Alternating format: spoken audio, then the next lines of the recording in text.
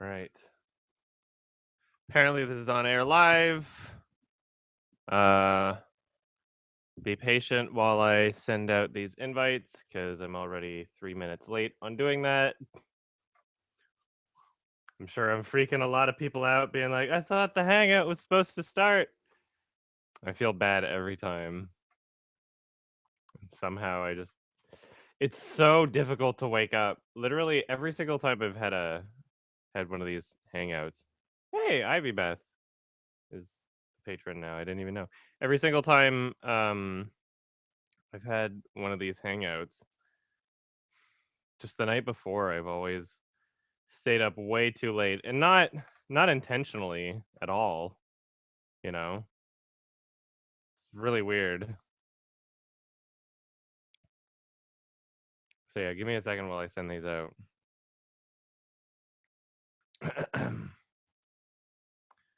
Starting to feel sick too. Mark's sick, so if I get sick, it's his fault. I don't know who he got it from. Just sending out these invites. Okay. All right, all $10 patrons, send message, and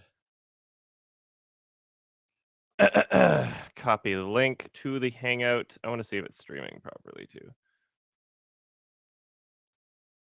Hey, everybody.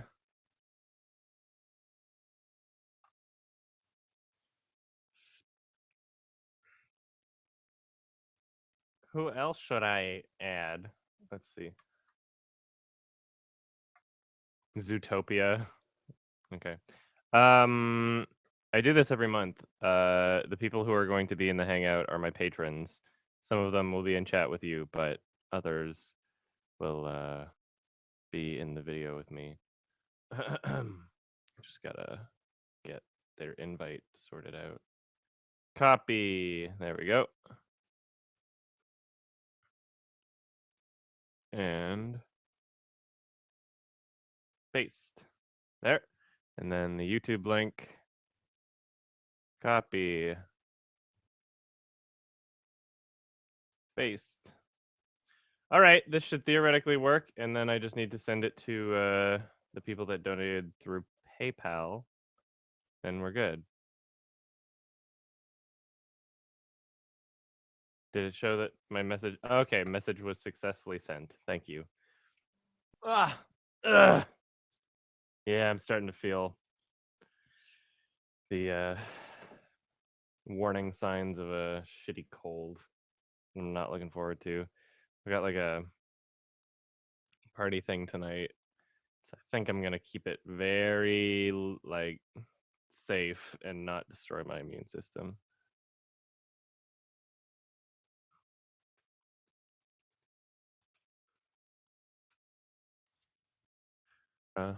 And sending this link to this person and 2 more. I think. Just gonna see. Yep.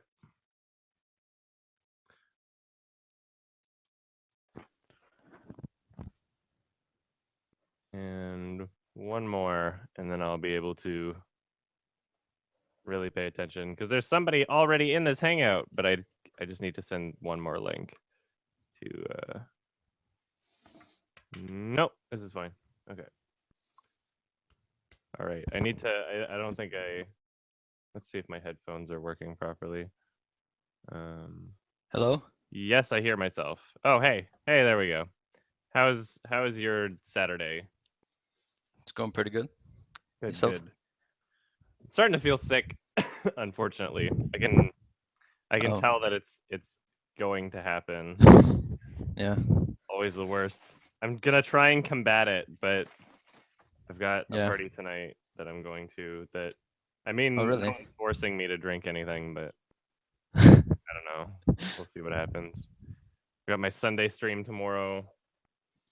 Yeah, sure. But fortunately, unlike last time I got sick, there's plenty of shit to do. Got my Sunday stream tomorrow. Hey guys. Hey.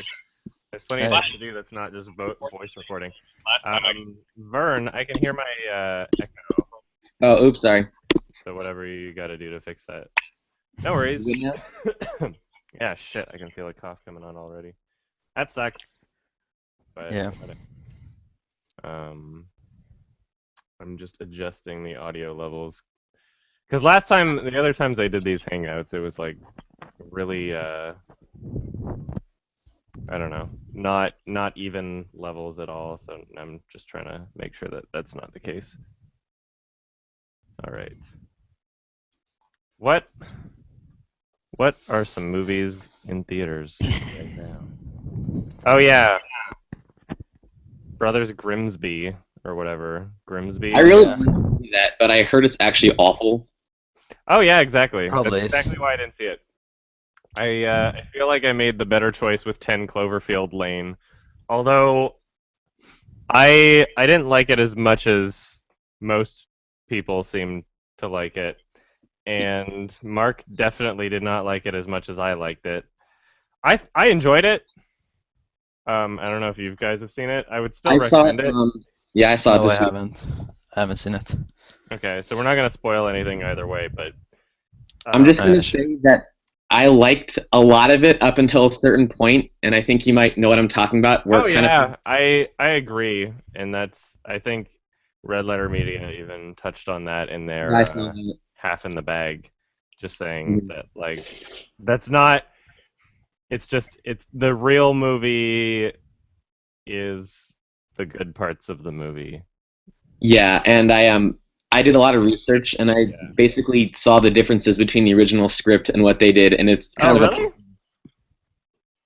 Yeah, it was called Wow, like I had no idea. it was called The Cellar, and they halfway through filming, J.J. Abrams like, yeah, let's change things up and make it part of a franchise now. I knew it. It's I was like, this has nothing to do with Cloverfield. I felt like this is something that he just attached the name Cloverfield onto, and that's kind of why. absolutely, and it just kind of totally detracts from it. How do I like the first person hardcore Henry? Was that the title made at a first? review- Sorry? Hardcore Henry? Was that the title at first? It's the title now for They its changed it. US release, but it was Oh. originally called Hardcore, and that's when I watched it at Toronto Film Fest. Yeah. Yeah, I will keep this this link you sent. Thank you. Yeah. So just FYI, I said it in the invite message, but this is also being streamed to my vlog channel where Yeah. there are people who are also commenting. So just making sure everybody's aware of that. Yeah, that's usually me, but this is my first Oh, sweet. Patreon thingy. Yeah. Oh, thank you. That is my second. Oi! Thank you very much. Oh, Hey, Adam, I have a really kind of weird, random thing that happened though. But I was in my calculus course, and my teacher was doing a really elaborate problem. And at the end, she just stared and goes, "Can I get a witness?" And everyone was silent. That's so And funny. for some reason, I just subconsciously said, "Hell yeah!" That's and awesome. I was confused, and I couldn't explain why it happened, but it just did. So That's hilarious. Thank you. yeah. I'm glad that like the gaming channel stuff and Twitch, the Sunday streams are starting to catch on. Yeah, you're getting Anyway. like 250 views or something every stream at least. Yeah, I mean, and it's not that many. And I guess like add that to whoever watches them on YouTube later. But it's cool seeing that people posting on the subreddit are also spamming memes from the streams that I'm sure most people on the subreddit don't even get. But yeah, that's nice. I see I see a bright future for the gaming channel, and I am a registered psychic. No, I'm not. There's a lot of like psychic places in Vancouver that I've walked past before, and it always fascinates me how somebody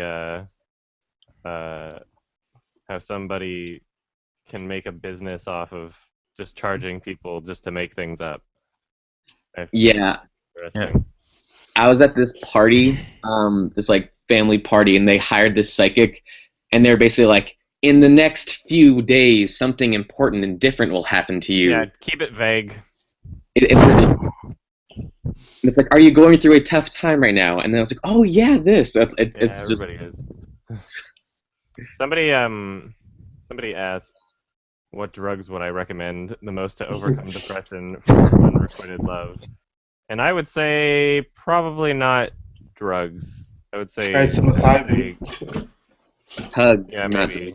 I mean that would I would always feel like if I do a psychedelic when I'm depressed that I would just have a bad trip. So I don't know. There's articles claiming that there are medicinal benefits in drugs like psilocybin and MDMA, and I don't remember if there was a third one or not. Maybe like LSD.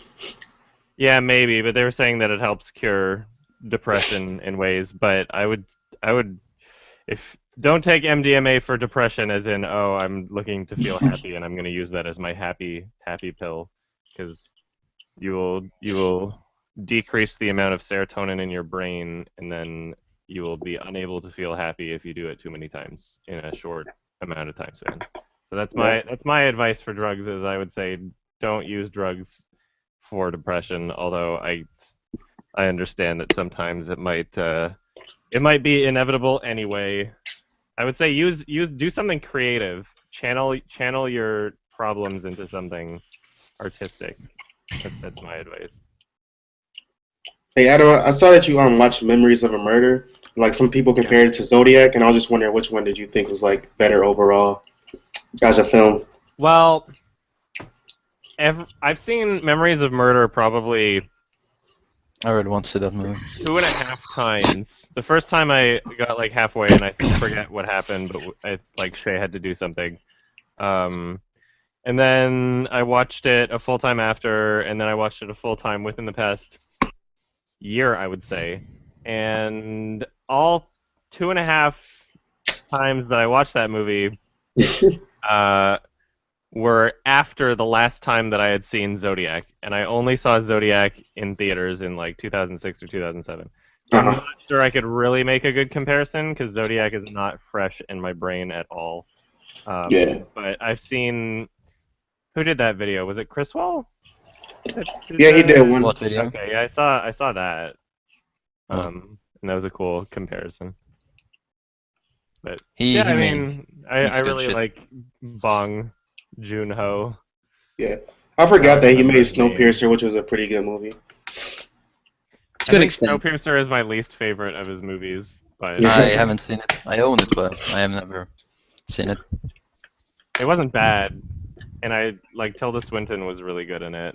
I think it was filmed well, but I just had too many problems with like the nonsensical plot conveniences. Like, oh, I can see through walls, and I'm not really gonna use that power ever. I'm just gonna plant the seed really early in the movie, and then like near the end of the movie, it's like, oh, this is how I know that this is happening the whole time, is that I can see through walls. And it just felt like really ham-fisted and convenient, and like, yeah. Why I don't remember it that well, so I can't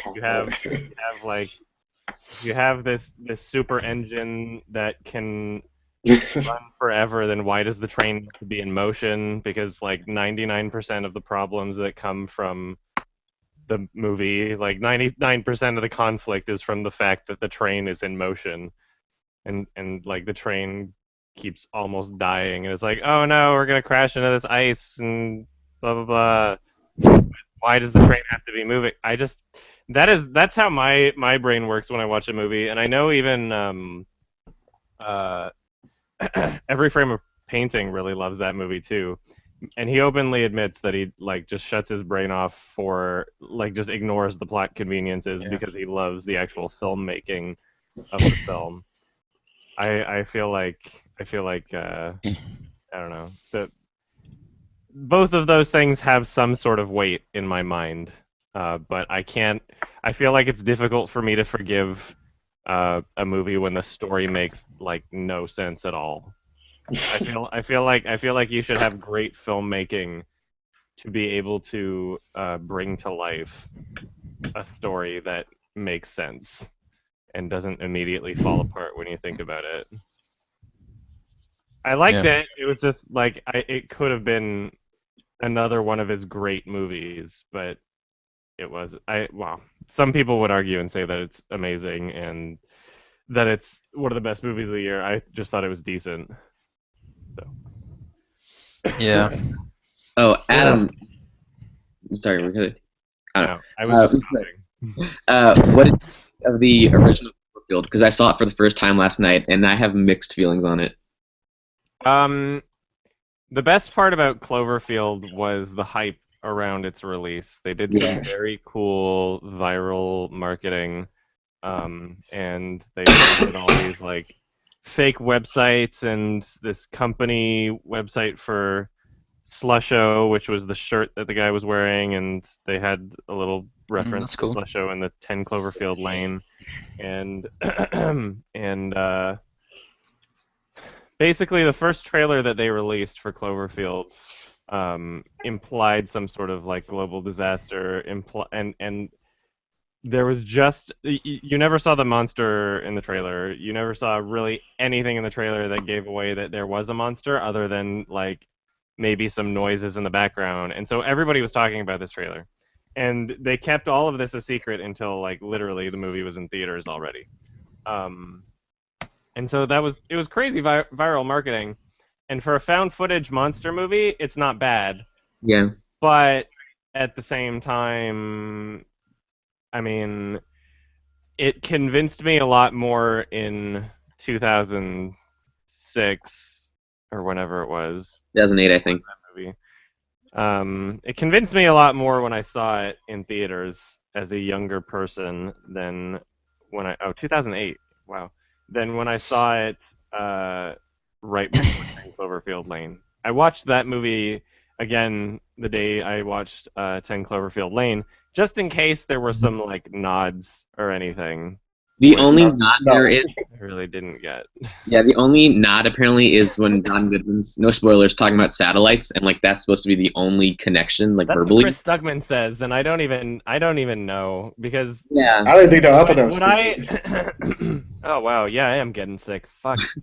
What I disagree with when Chris Stuckman said that is how he ended it with, and you know, if J.J. Abrams puts things that have connections in something, then it has to mean something, and it will be revealed at some point. And all I'm thinking is, that is not the case if anybody is familiar with the TV show Lost, because all I hear from that show is that nothing is explained by the end of it. Is that like it implies that all of these things that don't make sense would have some sort of leap into the end. Like there would be some sort of reveal or satisfying answer, and then there isn't. And that's all J.J. Abrams does, is he builds hype around things just so things don't get explained.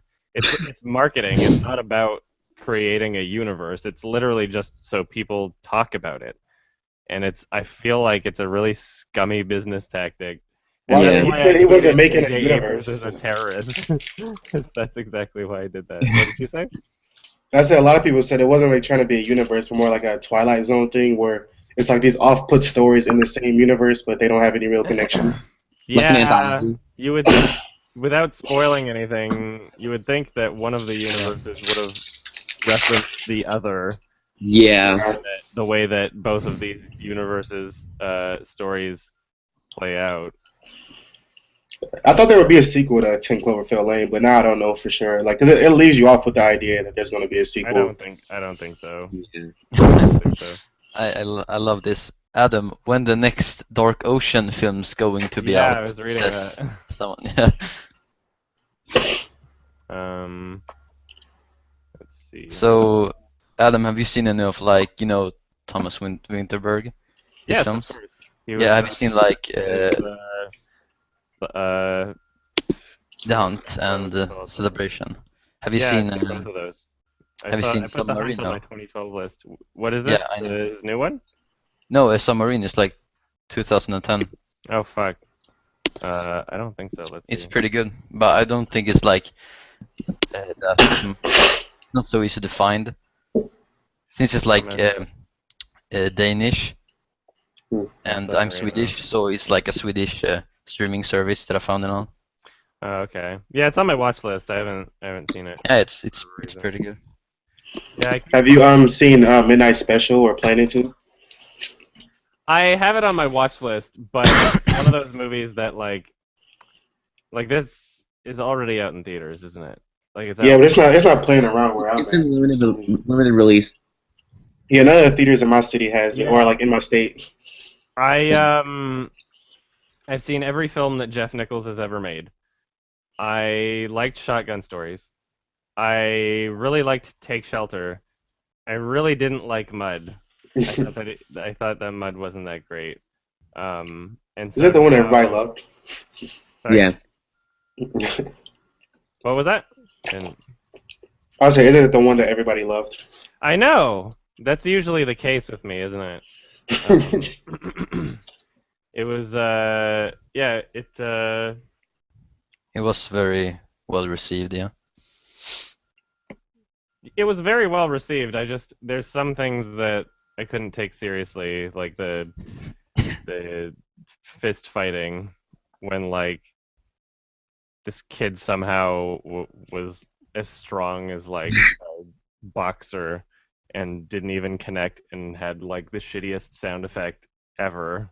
There's some things that are so preventable that just bug me, and I didn't think the story was that great either. I didn't think the kids acted very well. So it's not like one thing, but it. I remember watching it and then being like, like not really that impressed by it, even though everybody else was. I think Take Shelter is his best movie. Did you see that movie, the Stanford Prison Experiment, like the newest one? No, I haven't. No. No. Did you see Meet Him, Her yet? No, I also haven't. There's quite a few movies that I need to see that I very well could, considering they're out on like video on demand and stuff.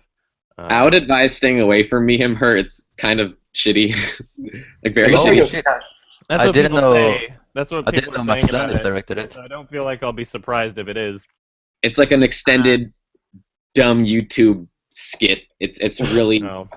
it's just odd and not very funny, and it thinks it's way smarter than it is. I had no idea, like... I would like to Landis. see it just to get a reference point for what happens Landis. when Max Landis directs one of the things that he wrote. Yeah. It looked like a I don't shitty know, Scott like- Pilgrim ripoff to me. That's what it looked like. I don't know. We'll see what it's like. Well, The poster looks really um, weird. And I thought I was trying to hammer some kind of message, like it's trying to hide the message in like this shitty. I don't know. It just, and none of it just works. It's very sitcom-y, and it tries to have like little font show up on screen and think it's quirky, but it's not consistent with that. And Somebody asked me in chat. I need to answer chat questions every once in a while too. What I thought of comedy and entertainment. The first 10 minutes of the movie comedy are absolutely golden, and then the rest is kind of boring. Entertainment was, I think, a better movie. It's very like anti-humor and very ironic. But I would still say that it's like more of a guilty pleasure. It's a 6 out of 10 for me. All right. oh, Adam, I just saw Son of Saul. yeah? Pretty amazing. I really loved it. Yeah, the Glad movie's to hear. amazing. It really it's kind of hard for movies to stick with me for after like a day, but like it's the more I thought about it, the more it kind of hit me. Yeah, I can't wait to see it again. Honestly. Yeah. Yeah. The I watched opening, it, like, yeah, the opening 5 minutes alone, just kind of when I realized, I was like, oh my god, it was like gut wrenching. Yeah, it's really it's pretty fucked up. Yeah. uniquely disturbing. Very, very great. Somebody posted a link to a thread on 4chan's TV about me, and I can already guess exactly what this thread's gonna be like, because every single time one of these threads exists, it's like half of the people are saying "fuck off, Adam," because it's a joke, to imply that someone's self-promoting, and then half of the people are like, he talks about being a furry all the time, and then another mathematically impossible half of the people are like, but I've never heard of this, and I'm a watcher, so. And then people will just argue about that, and I never heard you talk small about it. minority are actually talking about movies. And I remember on like all types of stuff, people always reference Michael Haneke Yeah. all the time. It's like, yeah, you didn't like 'cause it's not Michael Haneke.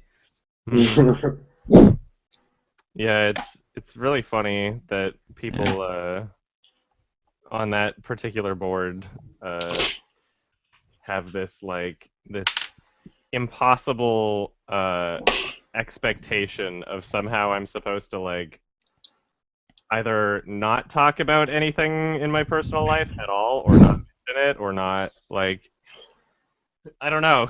I don't feel like I'm like, I don't feel like my channel is like, oh hey look, I'm a horse reviewing movies. I really feel like I'm not doing that. Stop pushing your furry agenda down our throats. I leave hints here and there that only other furries will understand. And then since 4chan is like 75% furry, then I guess they consider it to be too obvious. I don't know. But you've been very open on like your vlog channel, Oh yeah, of course. like Q&As and stuff.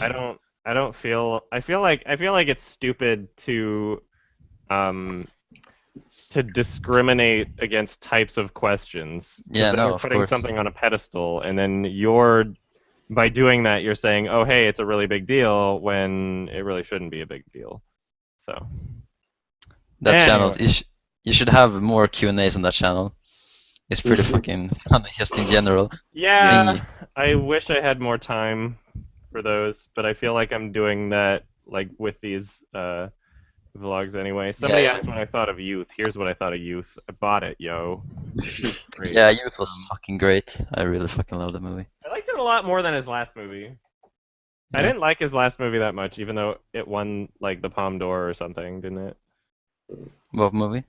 The Great Beauty. Oh, The Great Beauty, yeah. I haven't seen Loved it. it. I didn't think it was amazing. I thought it was It, very well filmed. The Oscars, well, right? Yeah. I think Yeah, it won shit. over The Hunt, which, I mean, I'm not sure if The it's Hunt better than The shouldn't even Hunt. have been nominated for that year, but it happened.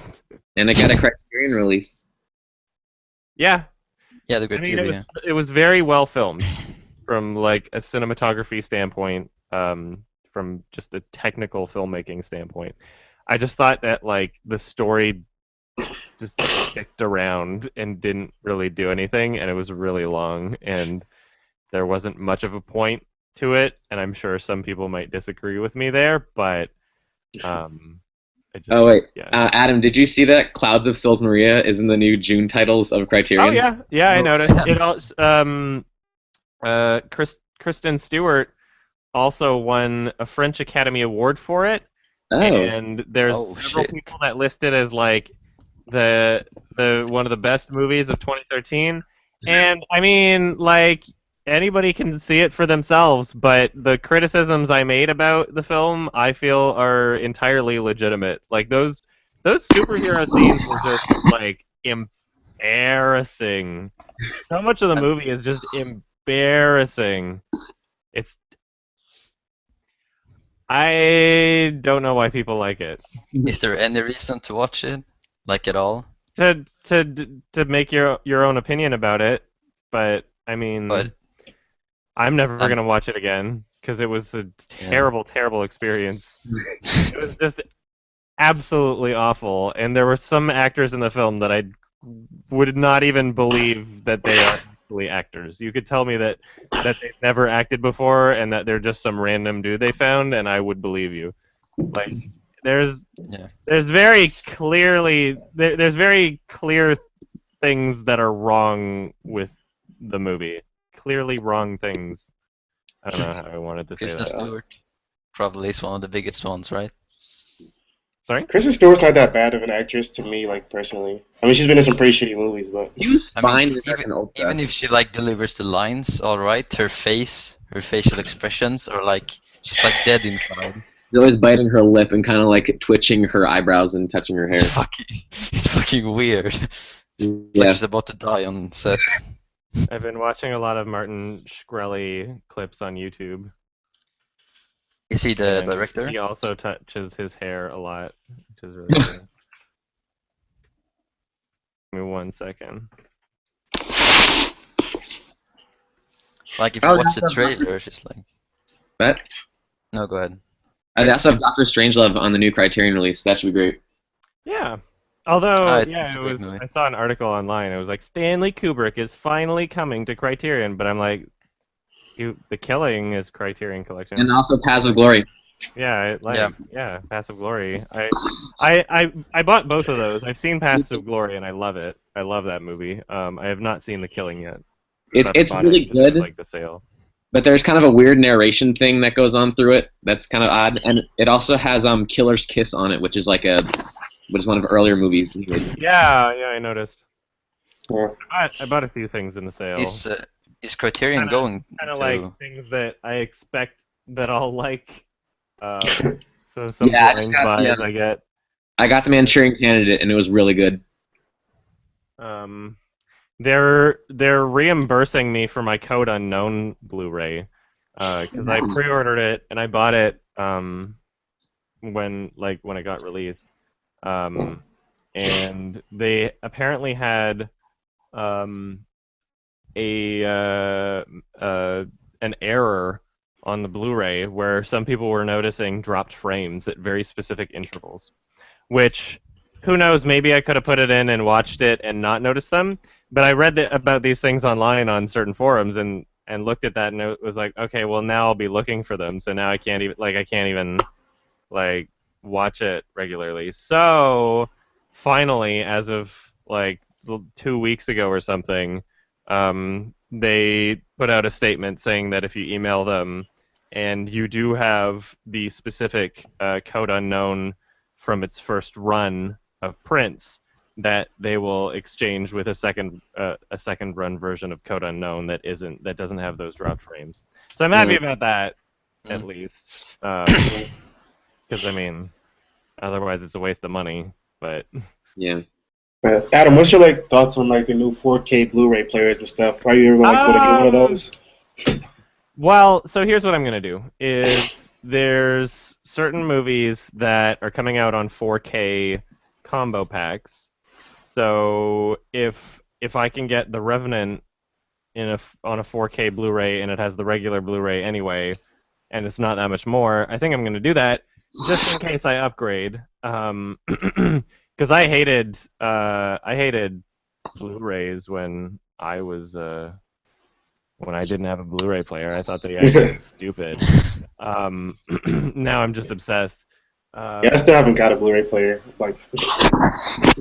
I got my friend a Criterion Blu-ray because they love Francis Hop. They're like, I don't have a Blu-ray player, whatever, so they wanted to give it back to me, and I was like, I'm sorry, I don't know. Funny.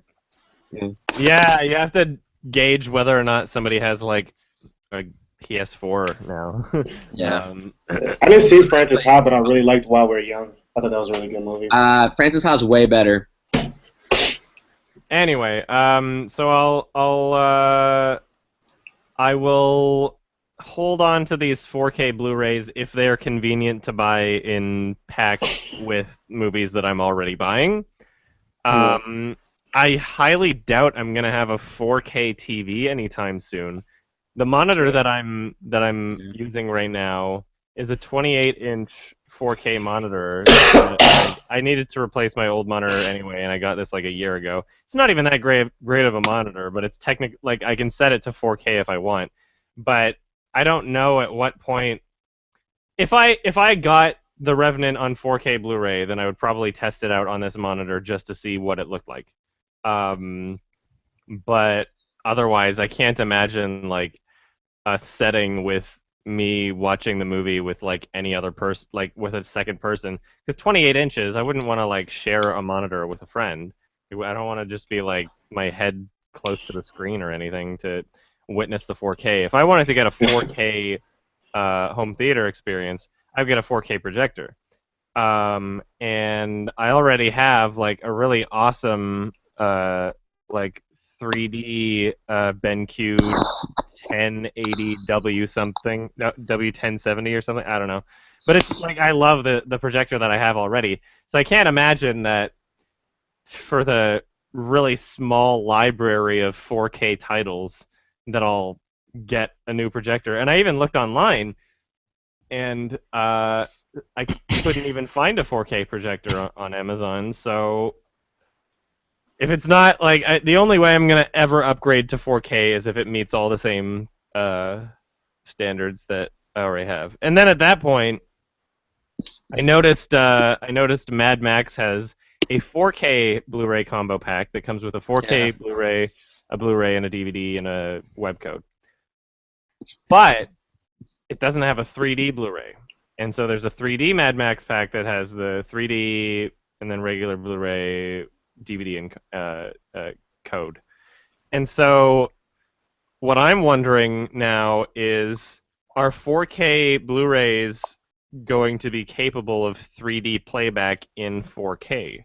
Because that's something that I don't know the answer to, and that would have somewhat of an impact on how I feel about it. You know? Yeah, I don't know. Like that's. I feel like that's a good enough question to be asking, because if you could do 4K and 3D at the same time, then why not? I feel like home theater setup 3D is so much better than movie theater 3D. Movie theater 3D I never notice, but home theater. I never watched movie 3D because I think that's just a gimmick. I don't think it really adds to the experience of the movie. It is very gimmicky, and it's not that noticeable. It depends on the movie, because I recently got what was that movie? Fuck. Man of Steel. I have to look it up. Clash of the Titans 3D. No. I want to have like a really shitty, cheesy 3D movie night with me. God, 3D. Goodbye to Language in 3D. So I obtained a copy of that, and I was like, well, I should probably watch it in 3D, and I have a 3D projector. So I figured out a bunch of shit and got some programs to do that, and finally got it working. And when I watched the movie Goodbye to Language in 3D, it was possibly the first movie that I've ever seen in 3D where it actually utilizes it in very unique and creative and artistic ways that I don't know how it's either going to be in my list for 2014 or my guilty pleasures, probably guilty pleasures, because it doesn't make that much sense, but it's still good. I don't know. It was an entertaining experience from my subjective perspective. It looks really weird. It's got like a 75 Metascore.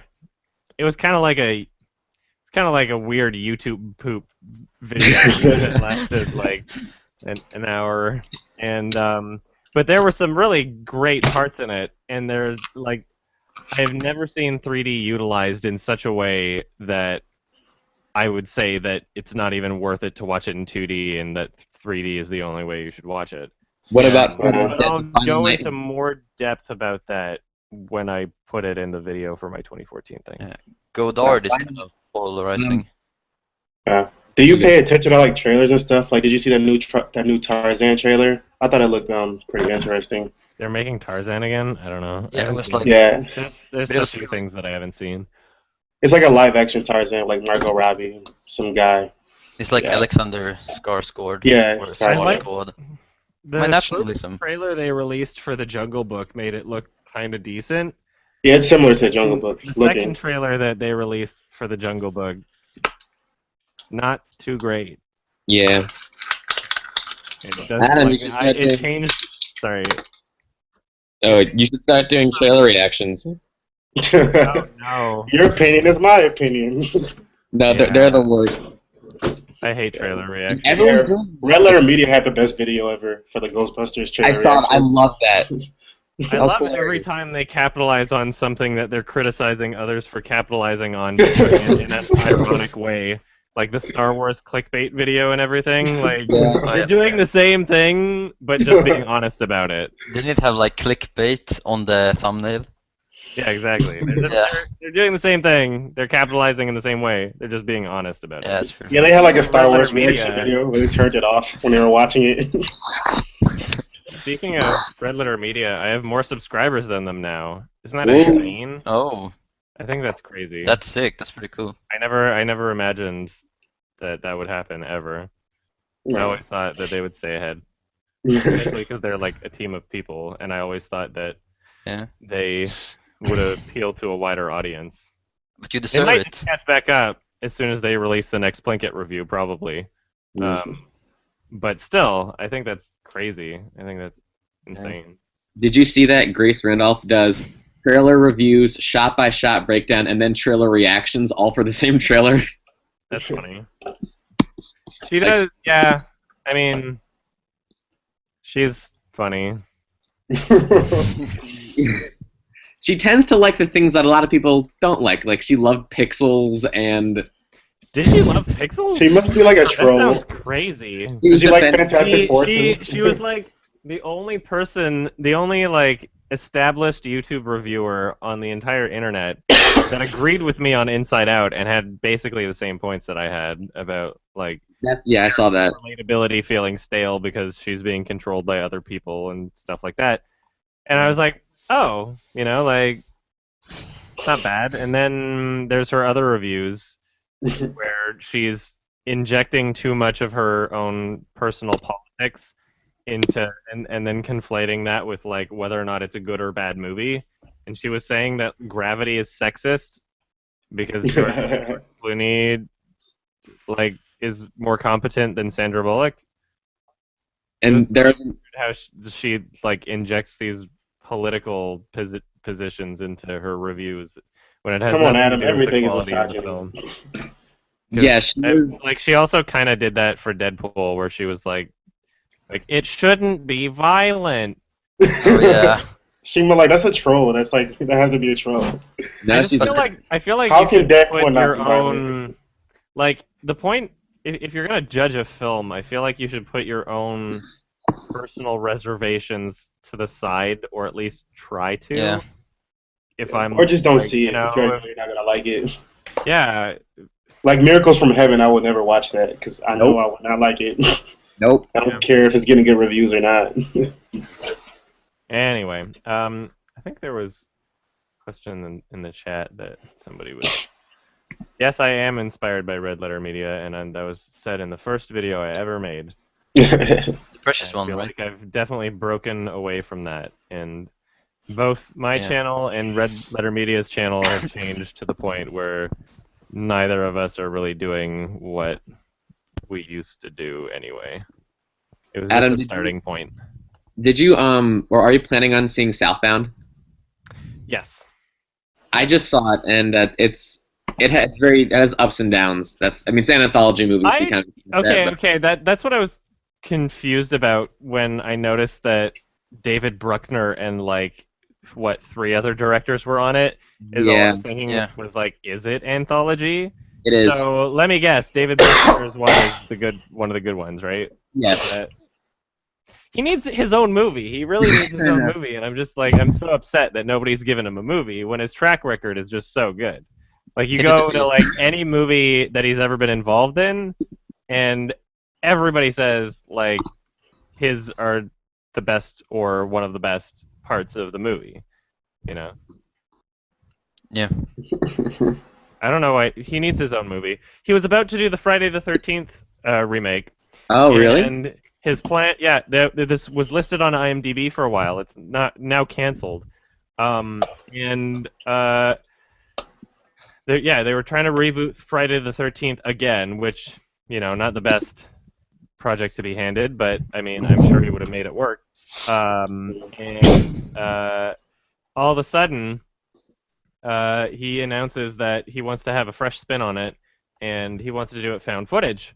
And I'm thinking, great, I've seen him work with found footage, and it's like he's done a great job at it. Like he knows what he's doing. I'm sure he can make it into something really cool because based on his previous works, he's done something great. Meanwhile, all the hardcore slasher Friday the 13th nerd bro dude fans all got really pissy about it, and they got really up in arms and created this big stink on the internet, and was like, we will not watch a Friday the 13th movie if it's found footage. This goes against the roots of the original.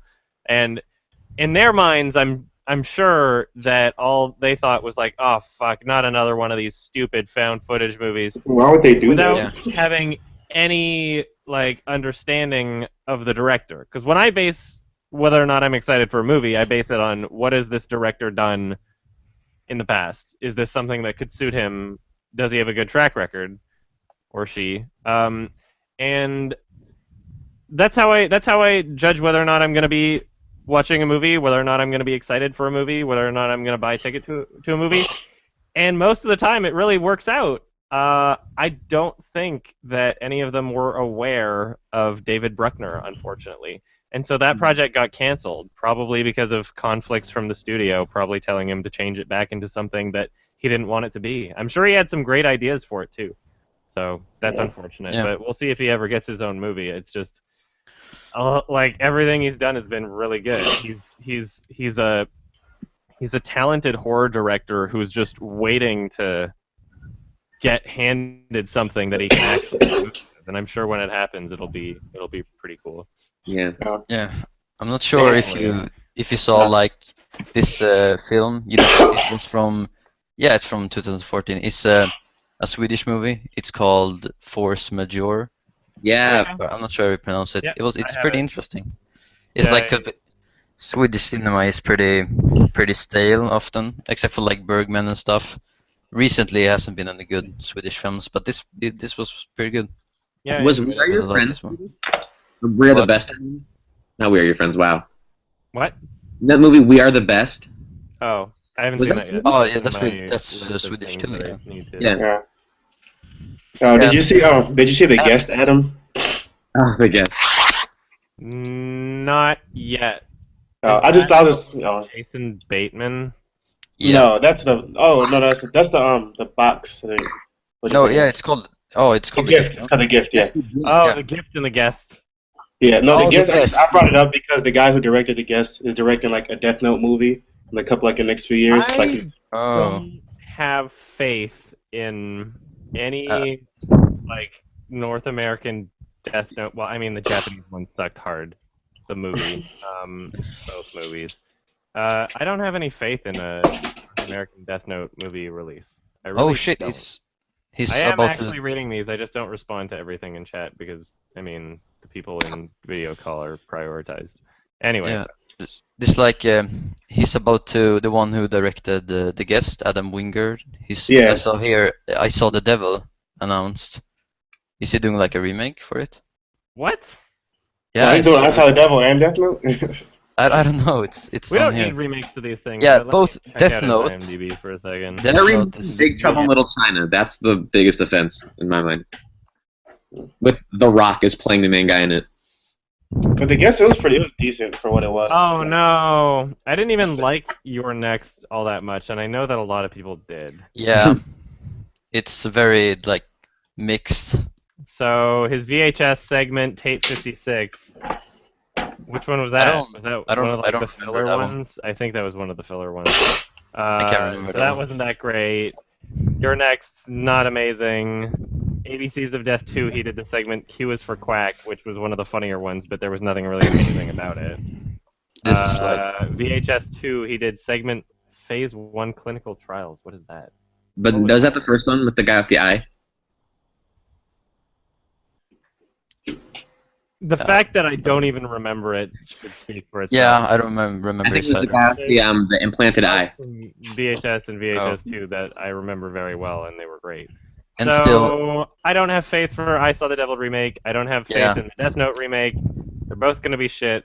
Calling it right now. They're not going to be good. They're not Death going to be Note good. Death Note already in pre-production. I'm I not see. excited. I'm not excited Yeah, for no, it. And I'm not- like, I I'm saw probably the- gonna wind up watching it anyway, just so I can yell at it. And I really like I Saw the Devil too, so that kind of sucks. Yeah. They're remaking Memento. Yeah, I don't want that's, to. That's that was stupid. that What was the- announced like 2 months ago. or I want to something. know what I want to know what Christopher Nolan thinks of that. Like they're making this movie and he's still like alive and well and making movies. I mean, doesn't make any sense. They Yeah. also remade Martyrs, which is supposed to be Yeah. awful. Nobody even really. Nobody. I don't think anybody watched the remake. No one did. Everybody talked about it, how angry they were, but I don't think anybody watched it. Somebody's asking how I feel about the rate at which they're pumping out AAA superhero movies, and I feel like they're digging their own grave, and they're creating an environment where people are going to get sick of them quicker than if they. Yeah, I really wish. That's how I feel. I really wish they hired. What's his name for Ant-Man? You know, Edgar Wright. Cornell trilogy. You're talking about Edgar Wright. Right. Yeah. They didn't hire him. That would have been like decent. That would have been Yeah. something that could have made them not suck as much. Yeah, I mean Yeah. they hired him, but they kicked him off because he probably just wouldn't conform to their like Marvel formula for making films. Yeah. I think either they kicked him off or he left. But either way, it's pretty obvious it was because of creative differences, and he wanted the movie to be good, and they wanted the movie to be shit, and that's like that's my that's my guess based on again previous works that they've turned out. Disney Marvel has created a lot of the same thing over and over. Edgar Wright has created a lot of really great things. Yeah, and I mean, like a lot of people were praising Ant-Man. I didn't really think. I thought it was pretty terrible. I don't know. I didn't think it was couldn't funny. Imagine that it was great. I could like. I never saw it. Praise literally every superhero movie that comes out, other than like Fantastic Four. Yeah. Michael Pena. Every time there's like a Marvel Disney movie, there's like significant amount of people that are going to chant. Actually, it's pretty great. Actually, it's hilarious. The best thing you ever film seen. to like the same standards that they would any other movie, just because they get to see this like homoerotic, muscly dudes in spandex wrestling each other. Yeah. I love the fake drama that's about to happen in Captain America: Civil War. I'm really excited to see what bullshit excuse they have for them being like really mad at each other. This shitty like almost reality TV show-esque dramatic soap opera, like, oh, we're not friends anymore. I understand. I can't wait for that. But I'm also a little sad because if I want to watch Captain America 3, then I feel obligated to watch the first two, which I still haven't done, and I don't really want to.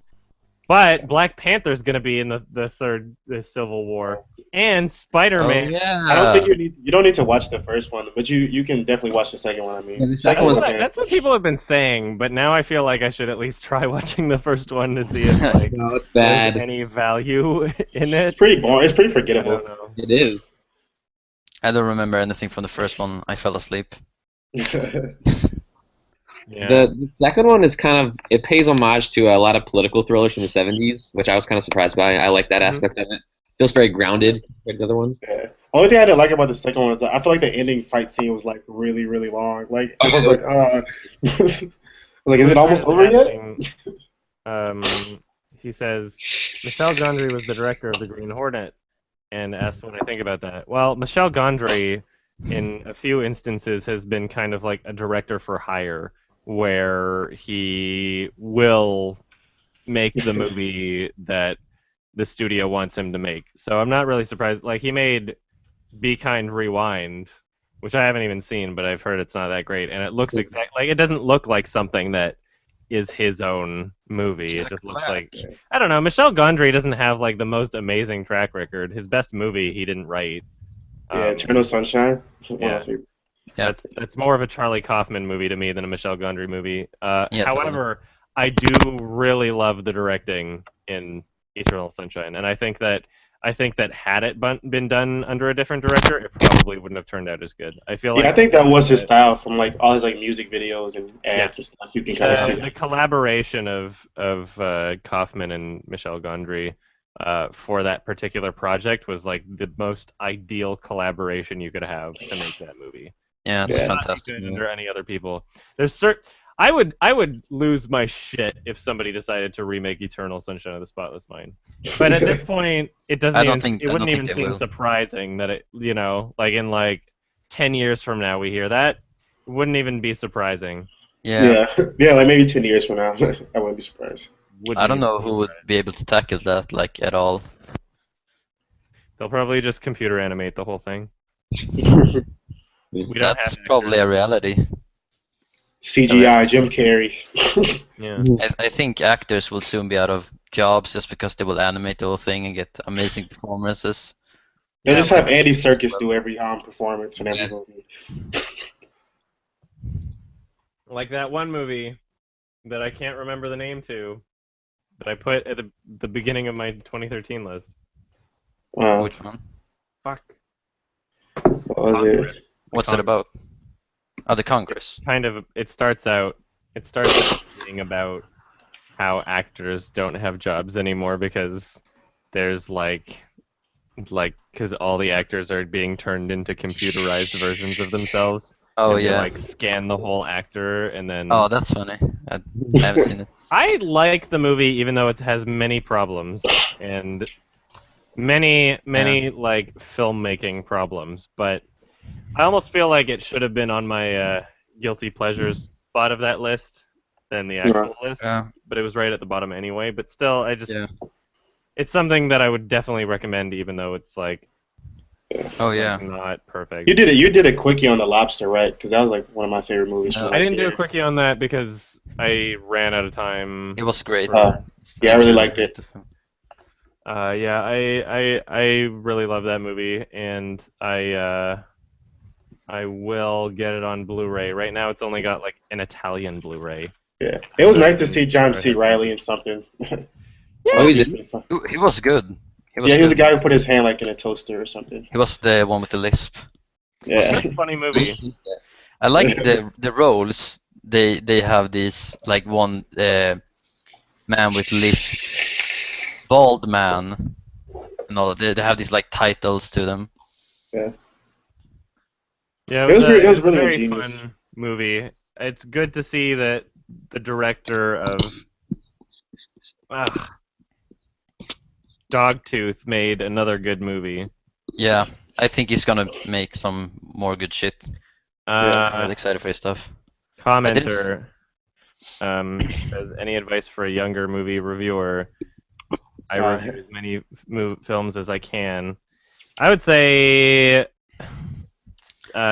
don't try to focus on quantity, focus on quality. Try to review movies that you have something to say about, not necessarily movies like every single movie. Yeah, like I'm 15 now, and I just watched a bunch of movies when I was like 13. I started watching movies like Antichrist and all those stuff, just getting to like different cinema. Oh yeah, I just saw Antichrist, and I loved it. Dude, I love it. It's so fucking good. There was only one scene where I turned my eyes away from like I'm pretty sure we all know what that scene is. I was intrigued. I was watching closely. Antichrist was an experience. It was very well filmed. Yeah. Have you seen like he did like an interview at the cinema, and after one like Furious, and it was like good. He really I love Lars von Trier's interviews. He's just like he's hilarious to me. Yeah, I would like to meet him so bad just because he's such His a character. interviews get him banned from film festivals. Yeah, but it's like have you seen the one where they come to his home and interview him? Yeah. I don't. Like, he lives like on a military compound or something. But he seems like really depressed right now. Like they were supposed That's to go. unfortunate. I don't want him to be depressed. He's really So depressed. He's like, I don't want him to feel bad, even though I shat on Nymphomaniac. but he's doing like this TV show thing. Yeah, I want him to make art. I want it for him. I want him to be successful.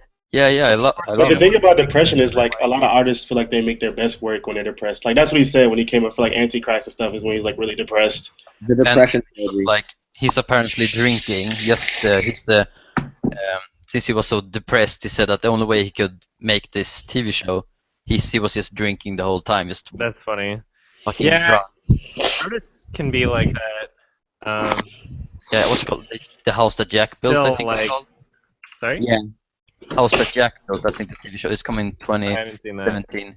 Oh yeah, Follows- that's not out yet. That's Oh, Yeah, his I latest stuff. read a brief synopsis of it. Yeah, follows a that's all serial I want. killer from his own Um, perspective.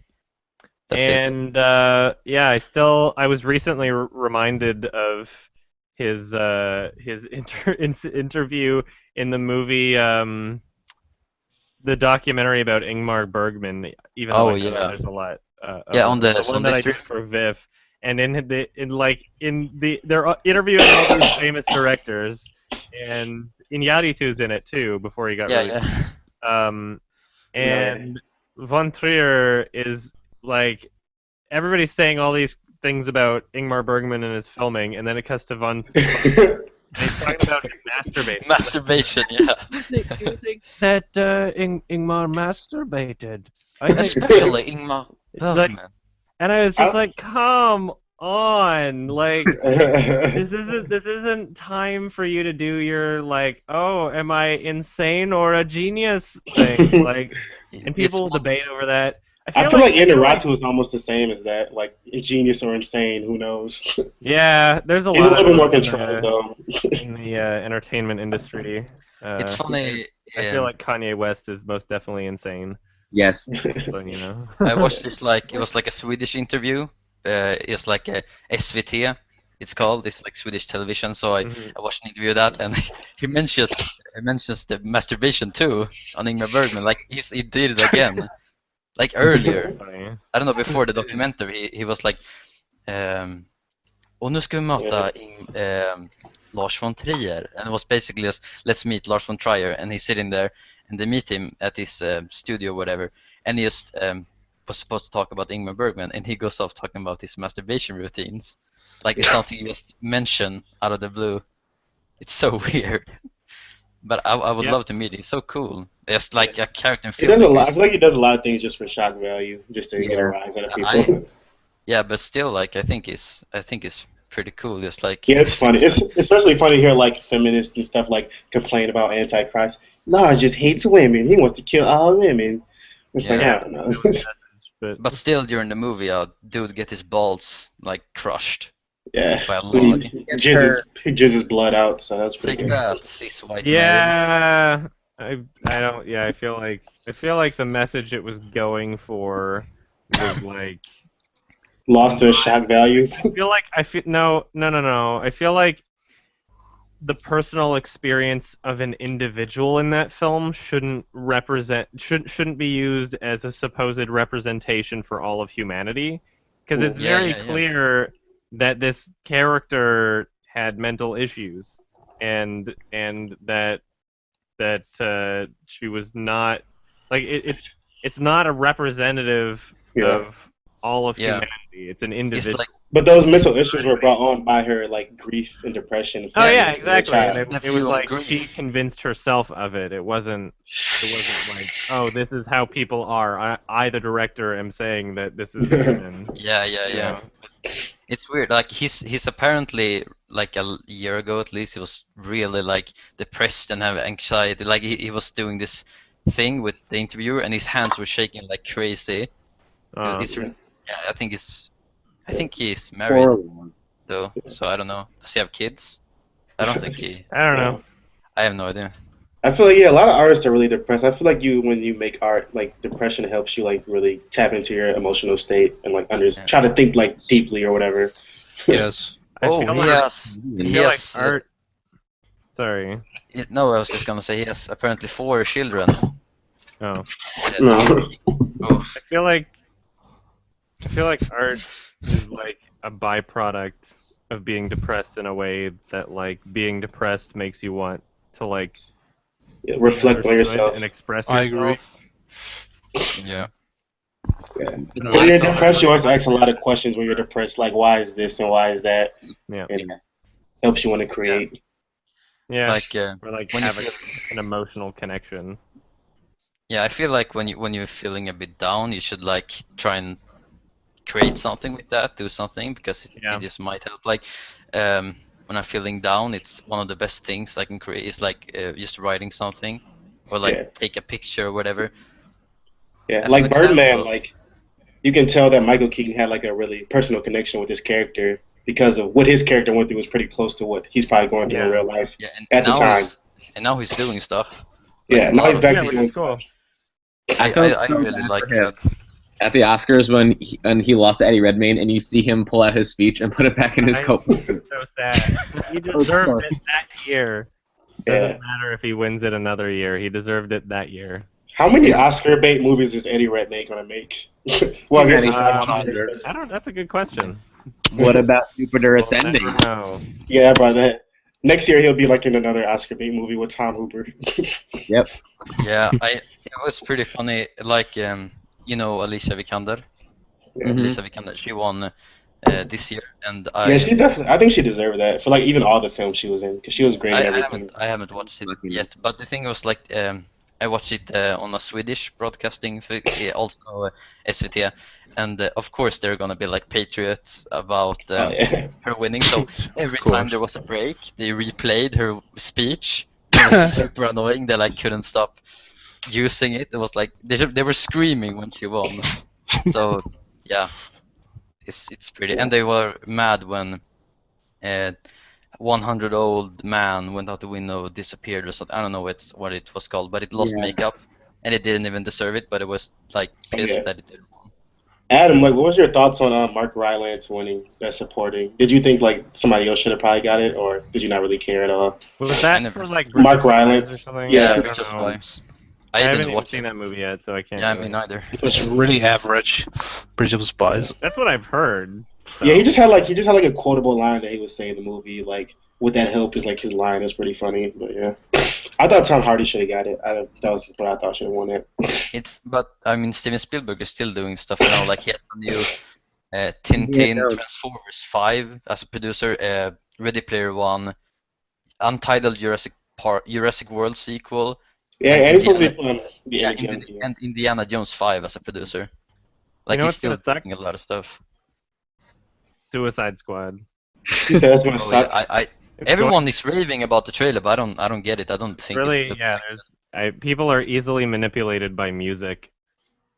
That's what James Yeah, yeah. Gunn did a big Facebook rant about that thing. Really, Oh yeah, it was like it was like Queen playing over the whole thing, and Yeah. everyone was going Yeah. mad. and Oh, now you mean people are Rhapsody. convinced that it's going like somehow the film is going to like Be share great. that same emotion Yeah, that yeah, you yeah. experienced in the trailer. Yeah, They're It's- convinced that like it'll be at all representative when it's not going to. Be. yeah, it's gonna be mediocre at best. I think it's not gonna be It's gonna be anything. shit.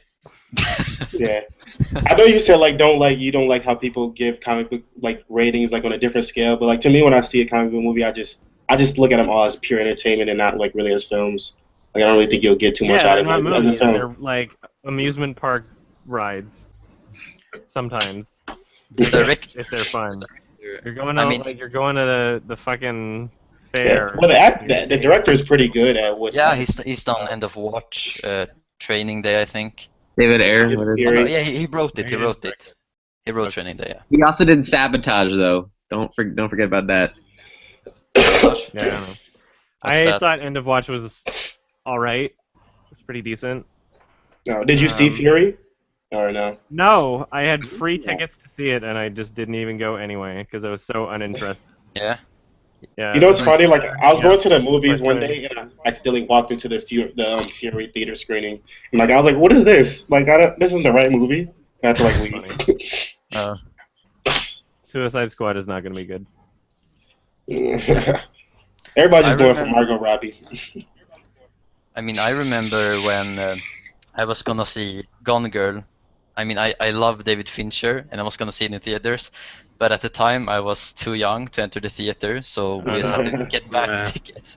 And that's pretty shit because I like, as soon as it came out, I just Yeah. watched it. Like it's pretty stupid. I think. I mean, if you. Yeah, I snuck into Well- movies when I was younger. Yeah, I mean, if What? if they. Yeah, I kind of was pretty mad at that point because I mean I really wanted to see that movie and often I had like it was like a few months until it was gonna have my birthday. Yeah. And If you already had tickets, you knew what time it was. You should just like got tickets for a different movie and went to go see it. It's probably what I would have did. yeah, but that was the only one I wanted to see, so I just went home and it was No, I kind mean, of like you could just got like tickets for something else and just went into Gone Girl. Like fuck it. Yeah. Oh yeah, but Sneak in. it's not that. But I don't know how it is in like. Yeah, I don't the know how US. it is for you guys. Yeah. Yeah, it's like if you go up to where they're showing it, you have to walk to like there's a guard there. You Oh, can't no, really yeah. sneak through. Like Each there's that. individual theater. Yeah, it's not Yeah, like but that for us. We might just depends, walk yes. into anything. Yeah, it Really? depends on the theater. Really, I'm kind of Mhm. in awe Because because they'll of like that. check your ticket at the thing to go in, and then sometimes it's just like there's 10 theaters past Yeah. the person that checked your ticket, and they won't Yeah. know which theater you went in. Because- That's only like at like night showings of like a brand new movie. Like if you go at like 7 or like 5 afternoon, it's Morning nobody there. showings I like. I Yeah, had morning shows are the best. I There's Yeah, can't it's so quiet and well, old people kinda- are annoying in the morning. yeah, I mean it's You're the supposed to same like in senior citizens with no lives. They just have the movies chilling. And you're like, yeah. And they think they are privileged to talk because they're old. That sucks. Funny. it's Yeah, the really. same. Or 14-year-old. I mean, it's always the old people. Like if you, the thing we used to have like in Sweden, if we go to like a movie that's for like a year older, if there's an old man, it's not even worth trying. Like they're gonna just stop you. If they're young, they're probably let you in. Like in Deadpool right now, I didn't have like an ID with me. Like I haven't got one yet. So when I walked there, I was able to like log into my school system online and show them that I was in 9th grade, which is 15. But I mean, he was young, so at least he just let me in anyways. But they're kind of Deadpool strict was about rated that. 14A here, It's 50. which I didn't even know until after I made my quickie, which I probably should have mentioned because I felt like everybody was raving about like, oh yeah, it's so rated R, like it's so It's so gory, like tame. it's over the top. And I It's watched it, true. I was like, there wasn't anything that I felt like disturbed by or I was was Nothing's on disturbing, Saturday. but it's I definitely like agree. it It was definitely like- like falls under rated R. I was on People have Saturday. been so montage. conditioned by these child-friendly Marvel movies that as soon as something comes out that's like, oh, this isn't necessarily for kids, Yeah. then people Yeah. are like, oh yeah, this is the most adult movie ever. It's like It Yeah. because was- you've been conditioned by all these other Marvel movies that are literally for babies so they can sell toys. yeah, The only it thing I was, think is really not for same. children is the 5-minute sex scene, probably. Yeah, the Really snap-on. dangerous. Yeah. They had like they had this like 14A here. 3-second full shot, and that was like it. That was like the most Yeah. graphic part because the other was just blood basically. So it was pretty tame. Like it wasn't special at all. Kind of I disappointing. thought that Ryan Reynolds was a weird cursor. Like he wasn't. Some of the cursing didn't really work the way he said it. I don't know. Did I leave my stove on? Yeah, that was Yeah, was that- Yeah, hilarious. that was a dumb joke. I didn't think that was really Yeah, dumb. that was no, I didn't like that. And like I remember people, that was like the jokes that people laughed at the most. No, Because my most of favorite them- joke was the baby hand joke. Like it's gonna, I don't know. I just thought that was I pretty like funny. I like the pizza That's funny. scene. I like the pizza scene, the pizza delivery scene. That was Yeah, really that funny. was the best part of the movie. I love The that. guy. That was really funny. For some reason, the scene that got me was when T.J. Miller was just like, "You want to get fucked up?" I was like, that came out of nowhere. I was like, "All right." For some reason, I just. And, I was kind of mad at that. I thought there should have been more T.J. Miller. Because I thought he's like so funny. I thought he should have like had more like funny moments. I didn't think he Yeah. had that many. Yeah. I wish don't it know was about. filmed better. I don't know. I'm not familiar with the comic books at all. The reverse shot got really old really fast. Oh, yeah. Very shy. Well, that's the Like, thing that people think that comedy should just be. It's all about comedy, so it doesn't matter about how they're shot. Yeah, It should just be exactly. Like generic. the filmmaking in the non-action scenes were like somehow worse than a Judd Apatow movie. Yeah. Yeah, It was weird. It's all. all improvised. Everything Yeah, is basically. improvised. Just Yeah. riffing. So Zack Snyder is scheduled to do Batman vs Superman, which is coming out soon. Yeah, I- He's also scheduled week. for the Justice League Part 1 and Justice League Part 2. yeah. Oh Yes. shit. He's directing all of these. Oh. I had no idea. But it was You so. didn't know did that? I like. I But have our no rumors idea. will be They're replaced. So disinterested. Yeah, I didn't know. That was not a real rumor. That was just some Uninterested. fat Oh, okay. about it. Yeah, it's not true. It's Yeah, the always whole so. internet was like mad, like, oh my god, Batman vs Superman's gonna suck and Zack Snyder sucks. But then like it was just a rumor. I Well, don't have. I'm not interested in Batman versus Superman at all. No, I don't watch superheroes movies at all. It's like a fucking soap opera for 10-year-old boys. These Well, we'll see it. I haven't moved superheroes past are it. mad at each other this year. Yeah, Like, but come on, it's so And that- cheesy. I just like That's Zack really Snyder's good. visual style. To me personally, I think he has a pretty good visual Oh style. yeah, I mean, I Yeah. liked that was part of the reason why I liked Legend of the Guardians, Owls of Ga'Hoole or whatever. That was fine. I mean, Oh, like, yeah, I aside remember that from one. like a few really shitty moments in that, it was all right. It was decent. I liked it. I could watch it again someday, even. But I really yeah. liked Watchmen. I thought Watchmen was really good, personally. I should rewatch Watchmen. that. stupid superhero drama. Yeah. Like, if you're gonna make a superhero movie, then ideally it can be like Deadpool or Guardians of the Galaxy or maybe a bit of both, in the sense that like you're basically telling the audience like, yeah, I know this is dumb. We're gonna have some fun with it. It's gonna be a fun movie. And now all of a Yeah. sudden this year, these like Batman versus Superman, they're mad at each other, like this serious tone being represented of these dudes wearing like spandex and capes that are just these bodybuilders Yeah. that wrestle like it's so stupid, and they've tried to Yeah. bring all this seriousness Yeah. to it. And I guess it But- depends if you like the comics or not. Because like Zack Snyder is a big comic fan, so of if you're course he like would take it blinded serious. by the original source material, sure. But like, And now they it's have pretty. the, I love the Turkish it looks Airlines commercials. terrible. Did you Looks guys see them? so bad. Yeah. Those Did like. you see what? Did you see No, the those commercials? For what? What's it? Turkish Batman versus, Airlines. Batman versus Superman. Turkish Airlines did like this. That's something I Oh, should check out. about this like traveling to Gotham, and And Bruce Wayne's in character and stuff. And it's Oh, cringy. It's Yeah. pretty cringy. Like they're flying over Gotham City. Like it's. I'm actually pretty more excited to see that the Nice Guys movie, the Shane Black movie. I think that was pretty good. incredible. Yeah. I cannot wait for that. I saw I'm the Which one? trailer. watching this right now. I'm gonna post a link in the chat too. It's only a minute. Which one? The Turkish Airlines Yeah, one? the Turkish Airlines. Oh yeah, there's like two. One with the Superman city, I don't know what it's Oh, called, Okay, Yeah. I don't and know. one with the Gotham There's one that says city. fly to Gotham City, so I'm just like, Yeah, it's fucking. Yeah. Supposedly it's going to be over 2.5 hours, and then there's a Yes. 3-hour R-rated cut, which I is just know. pretty ridiculous. Yeah, it's Ben weird. Affleck as Batman is already off-putting, you know. I don't know. Yeah, the I new like trailer had him. He looks pretty badass as Batman. Yeah, I don't know. But I like him as an actor. He's really good when he just. Yeah, I think he's a far better director. I'm I very think good he will. director. I don't know if I He will call him, direct the like, next one of the Batman best film. actors, but I think. I, He's thi- like a I really- think I prefer him as an actor, but under the right director. Like he was Yeah. fucking amazing in Gone Girl. I'd Pretty much say. all of his movies that he directed, I think, are really good. Like Gone Baby Argo. Gone. What Yeah, but Argo and the Let's go Town. in. Tyler Perry was good in. sorry, I just watched the rest of the trailer. It was like at the very end, then they show like the superhero drop, like the superhero landing pose. Batman. Yeah, I know. I I like Yeah, how now that Deadpool's made fun of it, and like all these movies were already made before Deadpool came out. Yeah. and they tried, Can't and they, change them, and now people will laugh. and they dramatized the whole thing with like the plane. So in the like dark setting, the plane just flies through.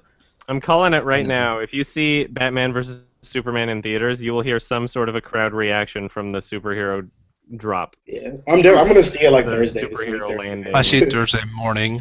That was fun. I remember in Deadpool, like, oh, she's gonna do the superhero drop. In my she theater, does. it doesn't come out till 7 p.m. on Thursdays. Everything is always 7 p.m. on Yeah. Thursday. Films here come out on Thursday instead of Friday. Yeah. Yeah, it's gonna be a hit. For whatever reason, I don't know why. It It's might be gonna- sold out already though at my theater. I don't know. I gotta check. It's probably sold out.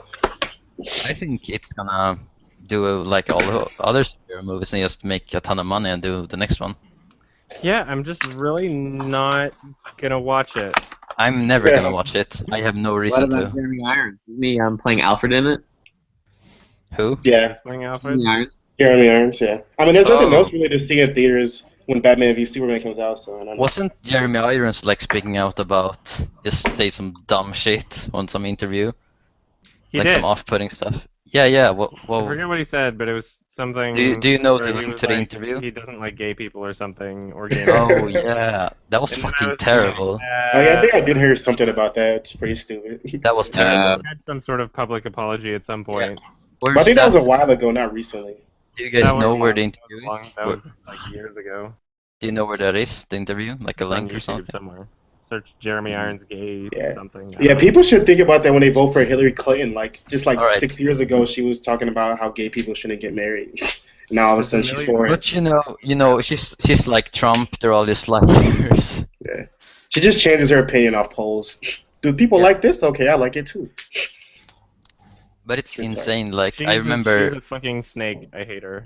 Yeah, she's like Yeah. a Republican and Democratic clone. Dude, I think Adam, you should tell Mark to edit all the times you call her a snake during your gaming streams. Oh, It's a cool. super shot. That's a good idea. She's a fucking snake, and you just have 50 of them. There's nothing else I could call her And other then than all of them, you just have all of those like 50 frames when you play, and just it spells out snake. Yeah. There's like a video called 13 Minutes of Hillary Lying, which is just like anybody who wants to vote for Hillary should just watch that. You know Just watch that. that. Yeah, the Trump one as well with like John. What's he called? Oliver, the guy, the talk show. John That Oliver. one, that one pretty viral. It's like him talking about how much. The Trump is lying. YouTube poops where they edit like the whatever they are, and like it's like Jeb is a big fat mess, and like hitting the Yeah, I love Vic Berger. He's funny. Jeb was so funny when he was like campaigning. He was he put a picture of a gun on Instagram. That was like the funniest thing ever. Just wait. There's a video where someone's like, "I'm gonna vote for you," and he's like, "Really?" And he goes and just gives him a big hug because he's so desperate. He was funny. Yeah, he's hilarious. Ben Carson was hilarious too. Wait, he tried to say that he was gonna disprove Darwin. He was trying to find a new way to like disprove Darwin. But it's so weird. I mean, he talks about how smart he is. He said like, people say I'm poor and I don't know anything, but I'm very insightful and I have a very high IQ. He Who said that? is very unconfident in everything that he says. Oh, you're talking about Jeb. And no, I'm talking about Trump. He said I'm very smart. Like talking about how smart he is, just because it's like, and this like his tweet about like pop culture stuff, just to try and be He said he wants all relatable. his people that support him to like start a riot if he doesn't get the Republican Trump nominee. said there was several. Trump said several years I ago. think people will start a riot either way if he doesn't. It's fucking weird. He says I everyone guarantee knows. There'll be riots. Well, I mean, by Yeah. politics standards, he should get the nomination because he's pretty much leading everybody else. It but- should be a Trump versus Bernie race. Oh yeah, Be. yeah, totally. Very clearly, Clinton is winning. Yeah, she just She's took a rigged 3-state sweep, which is as annoying. super delegates, which don't make sense. Yeah. Like I have a super vote. Well, yeah, if Bernie wins California, like most of the West Coast, he still has a chance of getting the nomination. I really hope that it's a Bernie versus Trump race because that would not only be very entertaining, but there would be at least something at stake. I don't know if it'd be Yeah. it'd be Hillary entertaining if Bernie versus- just like destroy Trump intellectually. A Hillary versus anybody race, like Hillary versus Cruz or Hillary versus Trump, Yeah. like people just wouldn't give a shit anymore. Like there's no, people would just be like, oh well, fuck it, I'm Yeah, staying home. I don't give a shit. I'm not gonna lie, if I'm it's not gonna Hillary vote. versus Trump, I'm not It voting. would be like I the don't give a fuck. lowest voter turnout if it Yeah, was it's Hillary. really weird, and they both just try to embrace and be like the most. They be like involved with this like pop culture stuff all the time. Like Hillary Clinton was the one like nay. Oh no. Thing. Yeah, it's so cringy. And Donald Trump is talking about. Everyone knows I am right that Robert Pattinson should dump Kristen Stewart. In a couple of years, he will thank me. Be smart, Robert. That's kind of funny. Like, Do you see that? It's funny if Trump Trump is infinitely more likable than Hillary Clinton, which is saying a lot. He's you know? I hope Trump doesn't get the Republican nomination, just because if he runs independently, he'll destroy any Republican's chance of being president. So the alternative to Trump would be Ted Cruz, who is but Trump is going to run Yeah. independently if he doesn't get the nomination, so he would take lots of votes from Republicans, so it would be split, and then the Democratic Party will automatically win, basically, if you think about it. I only really want the Democratic Party to win if Bernie Sanders is the nominee. If Hillary Clinton is the nominee, then it doesn't matter either way because you're getting Yeah. the same thing. You you might see as well that? have like Trump or Cruz if Clinton's gonna. I'd rather have Kasich if I had to pick between anybody, like a Republican. People seriously think like, oh yeah, Hillary Clinton is the lesser of two evils versus No, Republicans. She's not. She She's tries to come off literally, as it. like if a vote for Hillary Clinton is a vote for Wall Street, a vote for corporations that are going to continue to fuck you over. You know, like you're not voting for her as a person. You're voting for her as a symbol for these giant corporations who all have their hands in her pockets. Yeah.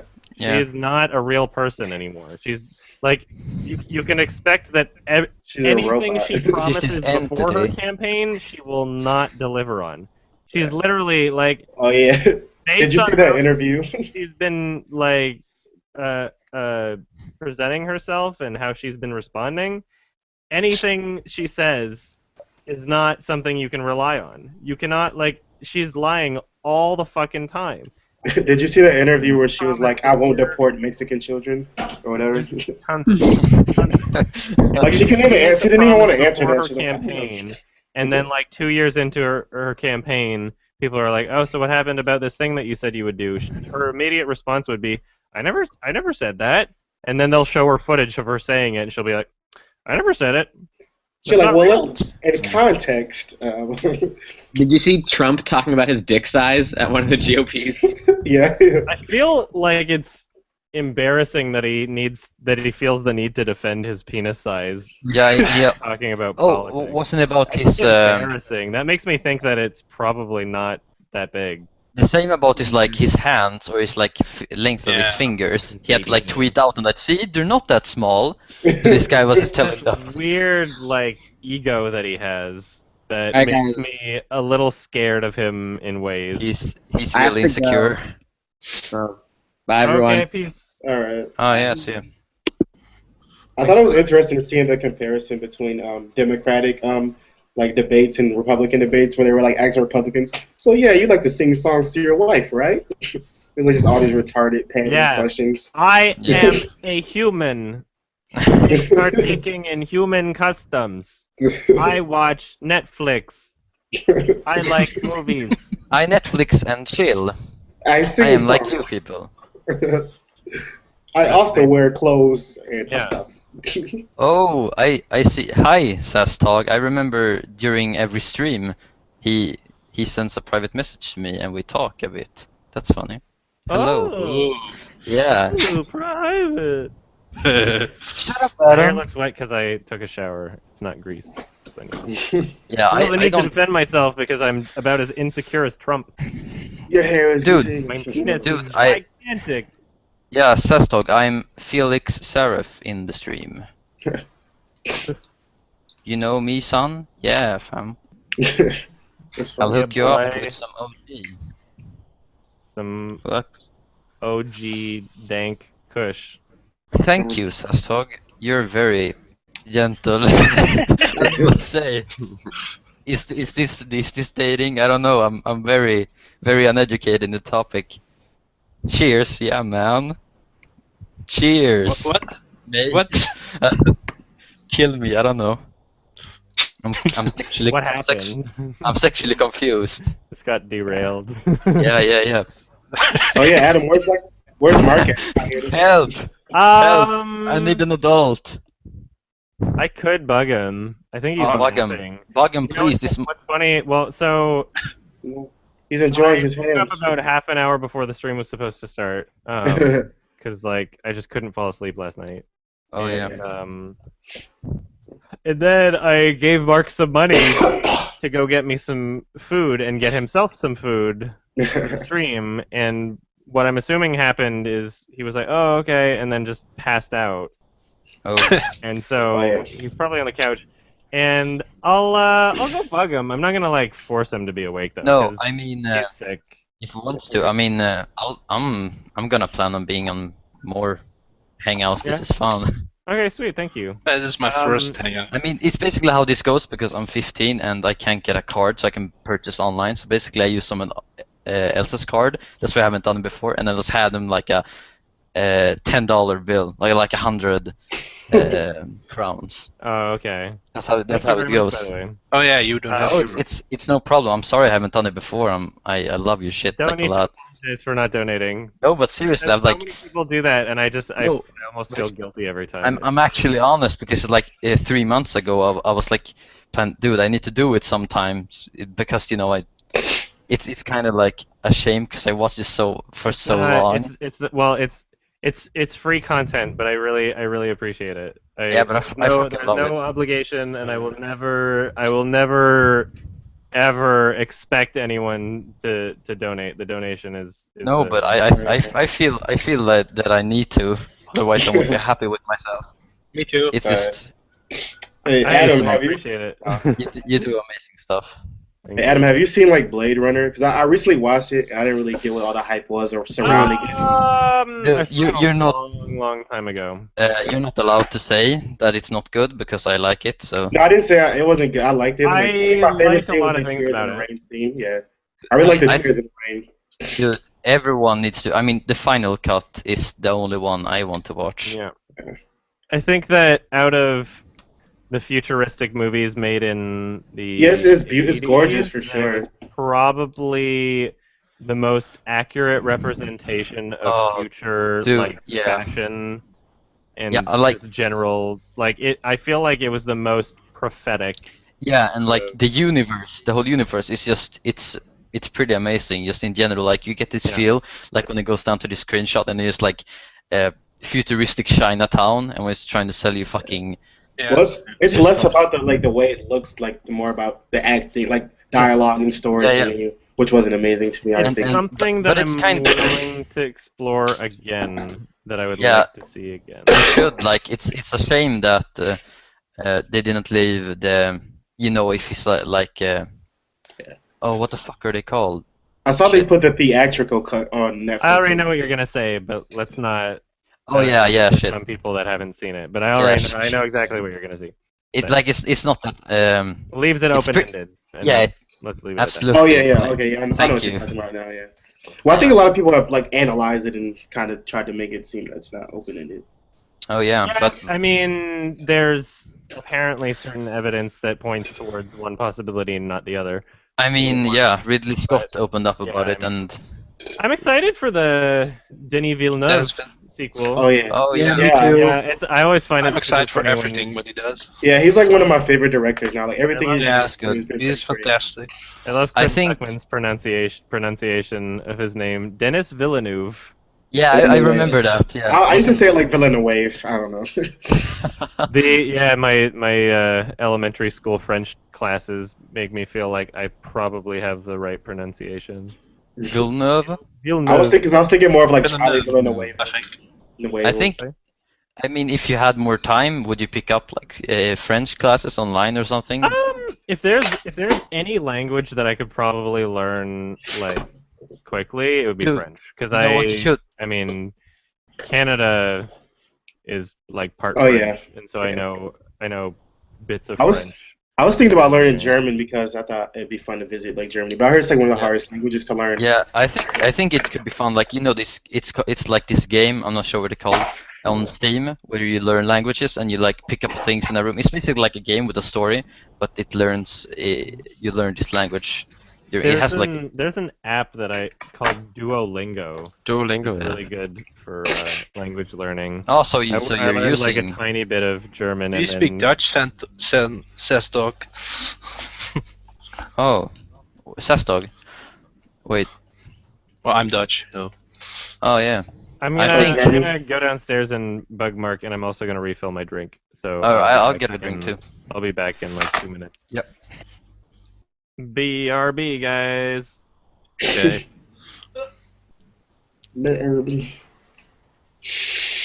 Wow, that's a lot of languages, says dog. Yeah, I really want to I heard there's like this Where you program at from? school where you can go to Germany and like go Where to you school from? there for free. Where are you from, says dog? Okay. Oh, you're a step. No, that's not bad.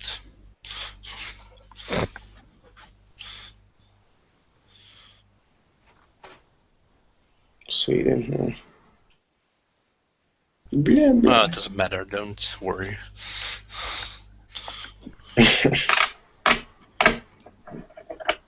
How are all the lovely people in this thingy?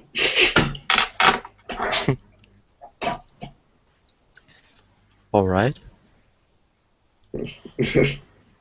What? Well, that's awkward. Without our leader Adam, we have nothing to talk about. Oh, it's just 2 people actually. Well, like 3 people, but one guy's muted. Yeah. Mm. Looks at watch. Dum, dum, dum, dum, dum. Ah, thank you, Stuff. This is how modern society is. Nobody knows how to talk to each other. So, No, I was joking. we need Adam.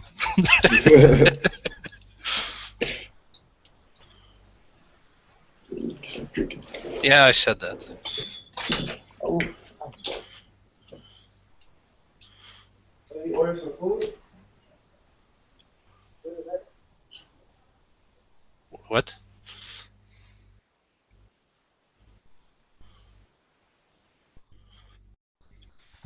Hello. Hi. I'm back. Yay. Yay.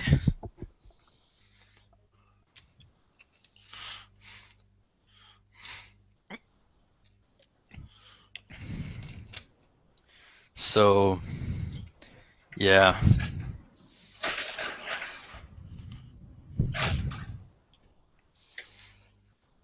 Let's look. What? Someone's dying in the background.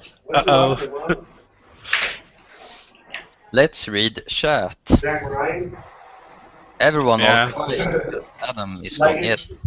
We can't conversate without Adam. He's a rock. Alright. Hey.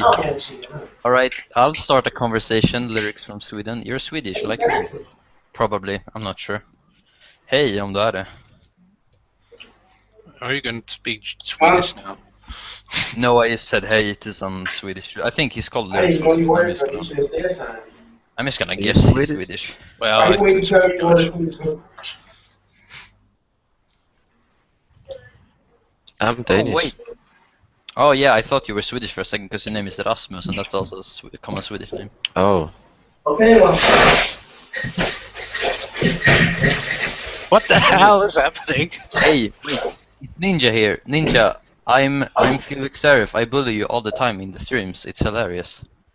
How are you doing, Ninja? I always just tell him to fuck off. Because he bullies other people, so I'm just bullying him. It's cyberbullying.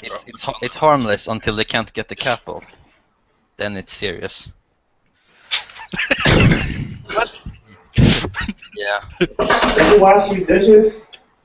Are you? He's doing dishes? Okay. Oh shit. Dude, Ninja, I will fucking kill you. Don't mention PewDiePie in my name again. Dude, if he's so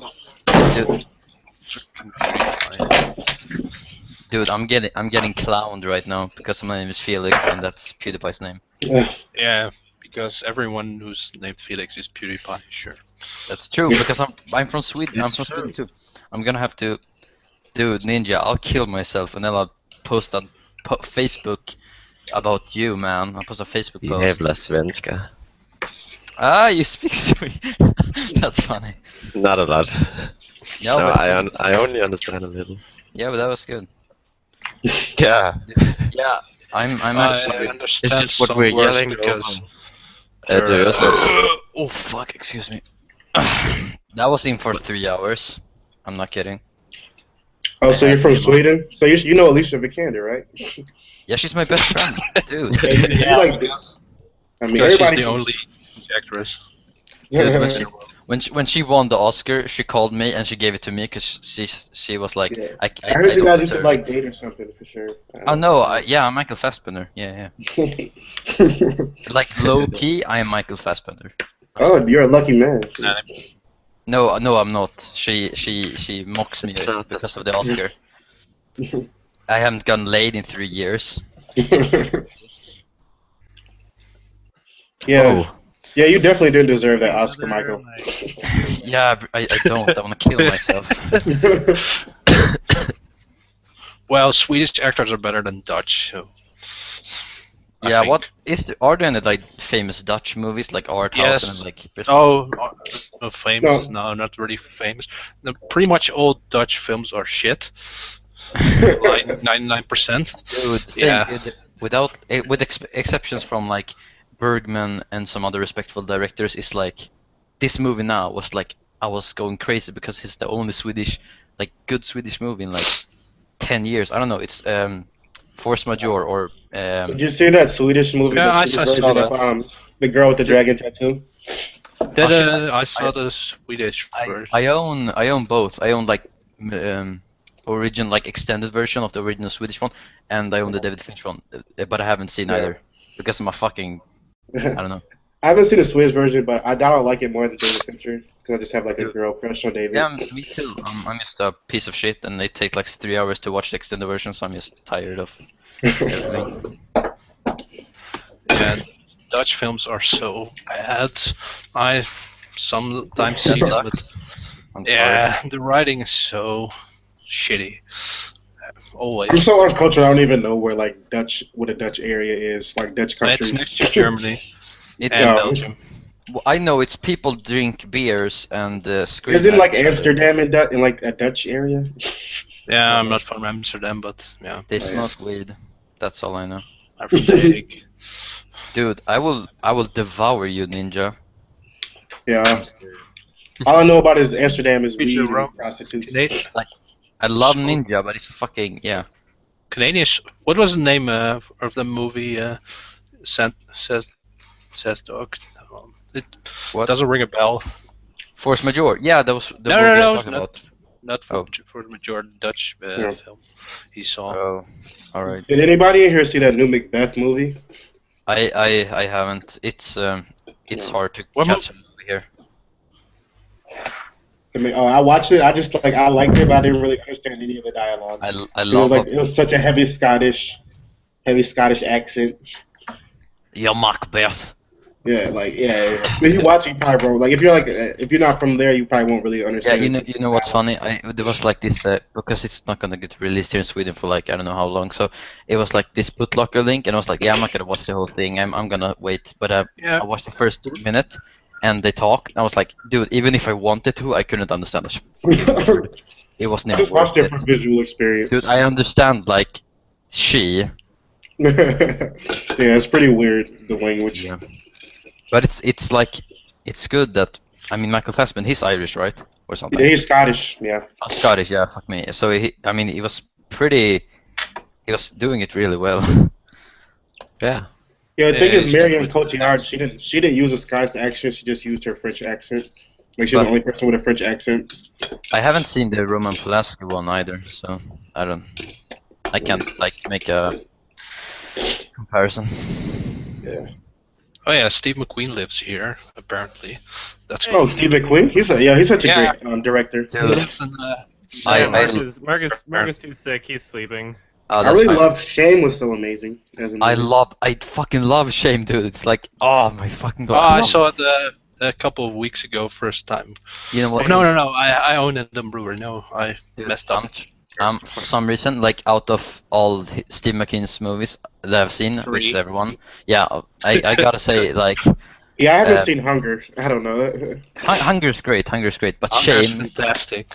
I'd say almost Shame is on par with 12 Years a Slave. Like 12 Years a Slave is such an important film. I Shame think is, Shame is my favorite. yeah, Shame is masterful. It's Might- I feel like Shame is a movie that you can watch twice, though. For me personally, I don't think. I it's watched something it like 3 times and I want to watch it again. I have it on Blu-ray. I want to watch it right now. I don't I know will what you not- would get out of it on the second time, really. Dude, No, you, Mark is dude, not my boyfriend. I'd say but like the character relations, I think you get a better perspective on like a second viewing. I The thought so. sister. Yeah. She I was great too. wait. Oh, you have what is? I'm sorry. I'm not supposed to be like looking to.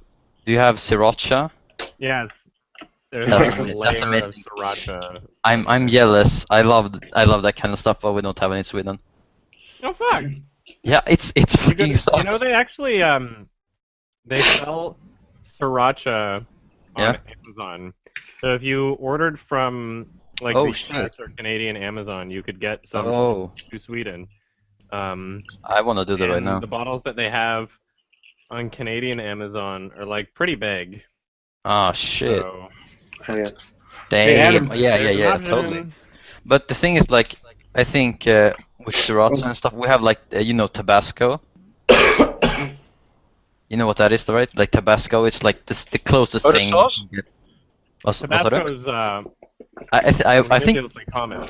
yeah, I think you can Sriracha is talk. the better version. I think you can talk more Swedish than you think, Oh yeah. Rasmus. Yeah, this guy Rasmus. Hallå? Hello? Kan du säga någonting? I said hello. What? Säg vad som helst. You can't. Yeah, he can't. I'm disappointed in you. Danish people should know every Swedish word. We No, don't- no, speak slower. Yeah, dude, Mads Mikkelsen, he can apparently speak like fluent People are Swedish. asking why Yeah, I started yeah, Miss eating Mickles. meat again. This pizza's actually vegetarian, even though I'm not vegetarian. Wow, I don't eat a lot of meat in general. wow, Adam. You know, I really respected you as a person, but now that I know you don't eat meat, I don't want to watch your No, videos I do anymore. eat meat. Well, he eats a Perfect reason. he No, eats a I- lot of meat. Subscribe. I can't anymore. I'm Take sorry. all that meat, buddy. No meat on pizza. Right. It's like if I meet someone and they say they don't eat meat, I walk away. It makes sense, you know. Yeah, dude, How do you tell us- this how do you this tell one us when guy, he's a virgin? this one guy, I reported him to the police because he came up, he didn't like meat. I'm not kidding. I'm Yeah. not. That's how I get. Like that's how I judge my friends. If one person should be swatted right now, it should be Adam right now. No, he's the opposite of you. Because I'm eating a Do you love vegetarian meat? pizza. Yeah. I'm not kidding, dude. Do you love meat? Wait, what? Who? Do you love meat? You. Do you eat meat? No, love meat. Yeah, but do you eat meat? Where did this conversation go? Dude, Yeah. I'm spicing things We were up. talking about Steve McQueen and then it's go to. Yeah, but the thing is, like, I'm I kind just of. started eating pizza, and Yeah, that but the became thing- topic of yeah, conversation. The thing is, like, I'm kind of. I like to branch out to things. This is my first time, so I just. Yeah, I'm Talk about Just really want the- important. this Just guy want loves. to be This guy loves it. Oh, he just wants me to keep going. meat gains. I want to kill myself.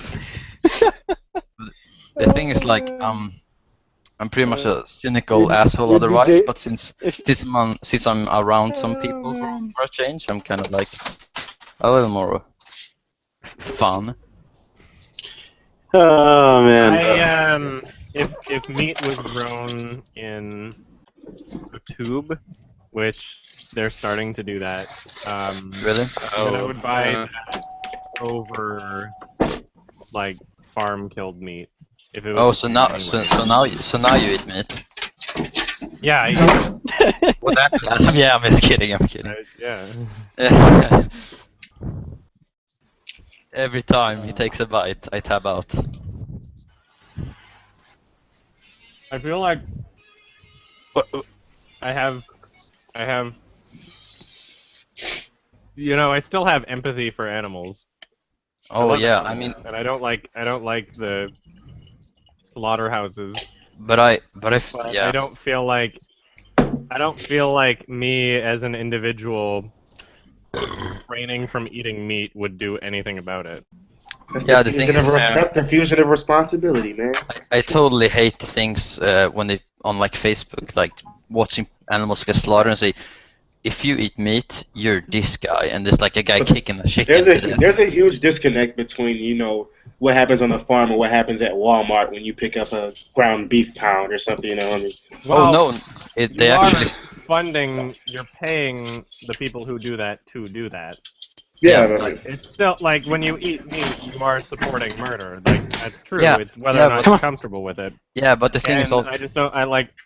I mean, if I eat ham or chicken, there was an animal that died for it, and I'm okay eating it because like that's such is life, you know. Like we've been killing animals since forever, and animals kill animals, and that's like life sucks, and that's And the unfortunate reality. So that's I agree 100%, but then there's BuzzFeed, which makes videos about people killing chicken, and then they like reevaluate everything, and like I want to stop eating meat. Yeah.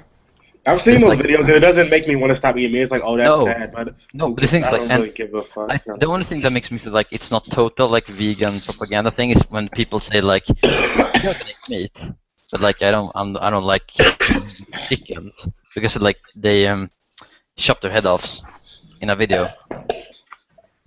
another thing I think about is like there's really, if we try to look at life objectively, I mean, being nice to animals and not murdering them is like a nice thought, and it produces something in our brains that makes us happier. Some individuals more than others, but I don't think so. we don't lend that same respect or consideration to like insects, which are also living creatures. But Dude, they're not as like- big and cute though. No, but the thing I is know, like and that's part of my issue with it is like we're basing it on which animals are cuter. And Yeah. what Yeah, I particularly hate are the vegetarians that will still eat fish, and they're Yeah, like, they're oh yeah, totally, pescatarian. like. they're not as important, you know. That's the thing. Yeah. Yeah. But no, Yeah, it's, that was the thing. I would argue that fish are more important because Yeah. like, we're destroying the oceans, and we kind of need that to regulate our own oxygen. It's weird. it's anthropomorphizing an animal. It's easier It to really is. It really is. it's easier to anthropomorphize a mammal than it is a fish puppy or an dog. insect's. Dogs because- have literally evolved to be cute because the not cute ones wouldn't get food from humans. And so Well, and also we obedient- breeded dogs based on how Obedience and stuff like that. Yeah, but it's kind of. I was a fucking dick when I was a kid. I'm gonna say it because insects were like. I was fascinated by them, but I just killed them. Straight up. The thing was like, we had this game. I remember. I'm sorry, I'm branching out. I just gotta say this. We usually. Get it out of your system. Yeah, because this is like a support group, right? I just want to get off my repression because. Yeah. Yeah, we used to take up ants and bugs and putting on this ping pong table and just, in quotes, perform surgery. We would basically just Hilarious. separate them. Like, I we think were a lot like of I think a assholes. lot of young men do that. I mean, like young boys. Young play man, around with I ants. was a young man just Yes, young men. That's it. massacring this ant, just fucking. Yeah, I was a piece of shit, and like magnifying glasses, just burning them alive. I thought that was more of just like a Never did TV anything joke like that, kind of thing than. I'm something actually people just, do. I actually regret it. Like it's grand horrible. things, what you did doesn't really matter. No, of course not. But I just thinking back, it was like I was kind of just destructive in general.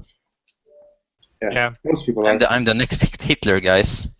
You have Put to me- assume that insects feel pain. Yeah, but I couldn't at that time. That any No, their animal brains are too designed small to not feel pain. Feel pain is I something was that feels pain. yeah, but I was kind of stupid. I literally just I'm not criticizing you for it. I'm bringing that Oh, up no. in the argument. yeah. I'm just saying it because it's fun to ridicule yourself sometimes, and it's just fun thinking back, thinking what a stupid child I was, just thinking this was just toys. You're Well, they've proven that children are, like, especially teenagers, it's hard for them to empathize with a lot yeah. of things. yeah, but I still do it. Yeah, especially children, because children live in like when they're really I young, they don't. live in a world where everything I they're the don't. most important thing in Children the torture world. animals. A bubble. Like not be nice to animals. Oh, but I didn't like torture actual like cats and stuff. I because Well, they if were you cute. torture cats, that means you were a future psychological studies, Yeah. like psychological studies. I will get more in depth on force majeure in my 2014 list. Oh shit! You gave it an 8. Yeah, What? I Yeah. thought that was great. dude. Hey Adam, Yes. have you seen American Beauty or like anything like? Have you seen American Beauty? Yeah, I Do you love like that it? movie. time ago. Yeah, I like it a lot. I saw like a couple of days ago and I really loved it. Yeah, I love it. Oh, wow. I think the I've seen it a while ending. ago. I think the ending is Without pretty The spoilers. ending was very sweet and emotional, kind of. yeah, because it's like people think No it's spoilers. oh yeah, I'm not gonna spoil it. It's like it's very like weird what happened in the Who end. cares about nostalgia But critics? I think Yeah, think- like I was surprised to see Nostalgic Critic like it's out of touch with reality and out of date and doesn't matter. I'm like, I thought it was really in touch with like a lot of people's lives today, where And a lot of people I think There's- stuck in their midlife. Yeah, I mean, he's not the first person I would go to like gauge whether or not I'm going to enjoy a movie. No, I just like to hear other people's thoughts on movies. That's why I like to watch a lot of reviewers. You know. Yeah. I think What? I'm not. That's the same with me. Like I think I found your videos, Adam, just searching like a movie that I liked and saw, and you were the first like What? real reviewer that I started watching. You don't even know which movie? No, I don't know. I was like, it was a really old quickie. You was talking to the camera, I think. Oh yeah, those were like when you did those quickies, you're just like walking around doing it. My low effort quickies. Yeah. No, but My but I- like 1 minute 1-to-1 ratio. But dude, versus I actually love them. Like I remember this might sound really weird, but I was like, when I was like, I was making popcorn, and then I found out you had a 2-hour video with your Blu-ray collection, and I just instead of watching a film, Oh, I which I love was that planning video. on, instead of watching a film, I just ate the popcorn, drank my soda, and watched your video. It was probably more entertaining than the movie. Depending on the movie. I mean, it was. There are plenty of movies that I would completely. Dude, my memory is fucked. I can't. I liked your Sucker Punch YMS. I thought it was pretty funny. Even though I've never seen Sucker Punch, I thought it was pretty funny. Yeah, I think you saved my life a couple of times because you like. Oh. I mean, you took me away from movies that I probably would have watched. That or shit. So I think you like. You I watch a made lot me- of rape movies because yeah, that too. I'm still debating whether or not I know Sucker Punch. Everybody shits on it, but I'm still debating whether or not I just want to gauge it for myself. Hi, was pretty funny. Ivy Beth. Oh, Hello. we have The fan art. Yes, sorry. That was awesome. I Oh. appreciate it. Is that your roof? A ceiling, I mean. Sorry, I don't speak. Hello. Hello. Hey. There's not much lighting up here. Hi. Oh, that's fine. What were we talking about? Nothing Oh, yeah, special we were at just all. talking- oh yeah, you were just Life saving. talking I- about how He's awesome having a fan moment. video. No, okay. I'm not gonna. I before I went on here, I was promising myself that I wouldn't be like annoying, but I guess I am. Yeah. So I'm gonna tone it down. no, you're not. You blew it. Yeah, Oh, yeah, I I was watching Yeah. your Life is Calm Strange. down, I- bro. Calm down. Cool. I fucking blew it. You're doing I fucking fine. blew it. I'm gonna swallow some Someone pills. asked what inspired me to make my music channel. My music isn't really a music channel. In fact, my music came before any film review. I've always been making music. Oh God, I love that. I wish I could iTunes the "Fuck You AMC." Oh yeah, that's That's pretty funny. Thank you. Fuck you, ASC. You'll I never be okay. in a way That that's is- very I love that similar song. to Caden from Synecdoche, New York. I have been Oh yeah. constantly restructuring and trying to find Oh new yeah. way. Like I've been constantly changing my mind on what I want to do to make the songs that I have in my head recorded and finalized. And where we last left off, when I was talking about this last, my plan was to home record most of it. Oh yeah. And then Oh, get yeah. it mixed and mastered by somebody else. And now I'm at the point where I'm thinking that I should just get the entire thing professionally recorded. I should Yeah, that'd be find awesome. out Well, it's really find good. out I'm not. what kind of connections I have. Yeah, I love fragments especially. Yes, Yeah. I agree. Cool. I love Oh, yeah. Shadow Threat. The problem Dude. with the music that I have released right now is that like it's not representative of like the Oh yeah, of course, skill but that's level of what I would put out now. yeah, So the that's- last time I recorded my music, I was 18 years old. yeah, but The that's songs that's were recorded when I was 18. I'm almost 25. Wow. And Oh, that's interesting. That's understandable. Yeah, so now what I'm doing is I've created another channel for my music, and I'm not deleting any of the old videos, but the reason why I'm creating a separate channel is because there's so much on that channel that I just don't want people to consider to be a representation of what I'm doing. Like, my music hasn't changed in terms of, like, tone, really, all that much. Yeah. But I feel like those music videos I filmed when I was like 19 were really cheesy, and I mean they served the purpose of just saying, How "Hey, dare look, you. I'm playing all these instruments." How dare you, Adam? Yeah. They're not There's cheesy. people that show up on those videos because I've looked like old for a lot of my life. Like when I was like 18, I looked older than 18. And so when people watch those things and watch those cheesy shit music videos. Yeah. I'll come to them and think like, oh, so this guy's trying to tell me what movies I should watch, and this is what he does. Oh, yeah. I know that I shouldn't really even listen to those people, but there is a point in there that it's the most recent material that I have out for my music is so old that it's not a fair representation to say that that's what I'm doing right now. Yeah. Are you referring to a death? The video? Yeah, and it even like what happened there is it was supposed to be just the same music video as Foundation in the sense where it's just like, hey, look, I'm playing all those instruments, and then TJ really wanted extra footage to be filmed for it, and so he was gonna get Cody to do it, and Cody was supposed to do it, and then like 2 months later, Cody hadn't done it, and he wasn't responding to it. And I was like, dude, I'm not doing anything. How cold was it to film it? It was cold. We had 2 takes, and then I warmed up in my friend's van. Oh, yeah. But Hey, I'm a Canadian, and I can handle it. Hey, Adam, what was it like meeting Charlie Kaufman and like interviewing him and stuff like that? Oh shit, yeah, that's amazing. I'm not Like, sure he's like what one of to my say personal about it favorite that people. was like that couldn't be picked up from the interview itself, but I mean, it was a very fulfilling experience.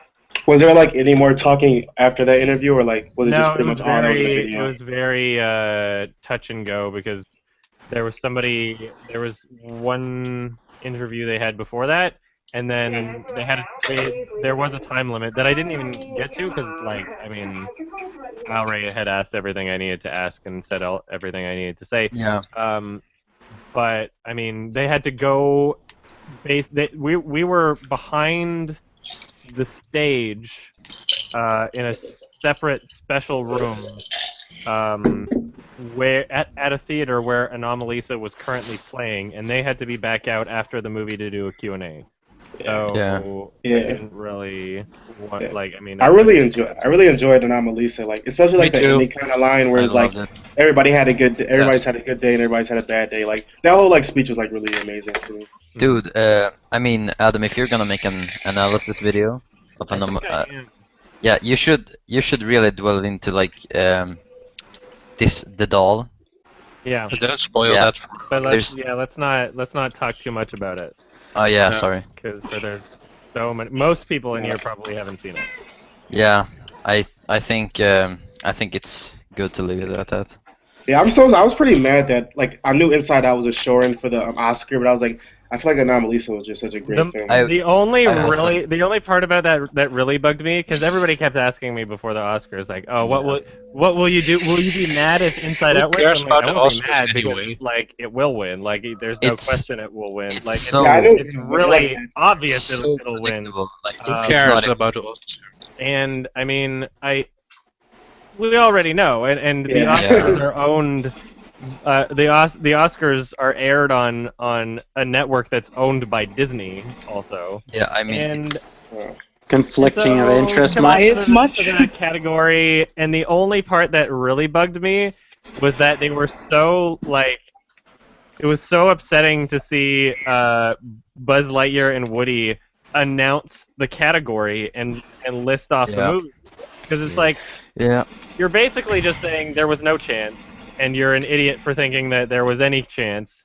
Well, I didn't think there was a chance. This is rigged from the beginning. we are having the studio that wins every single year present the Oscars in the same category that they're already nominated for. Yeah. Like, The worst part is people you don't get an actor who's nominated for a category to like list off his own name, and like it's so stupid, you know. I mean, Eddie the worst part was people like advocating for it to be like a Best Picture nominee. I'm like, there's so many better Best Picture nominees that I could have know, been. and like Toy Story 3 was nominated for Best Picture. The Lion King wasn't.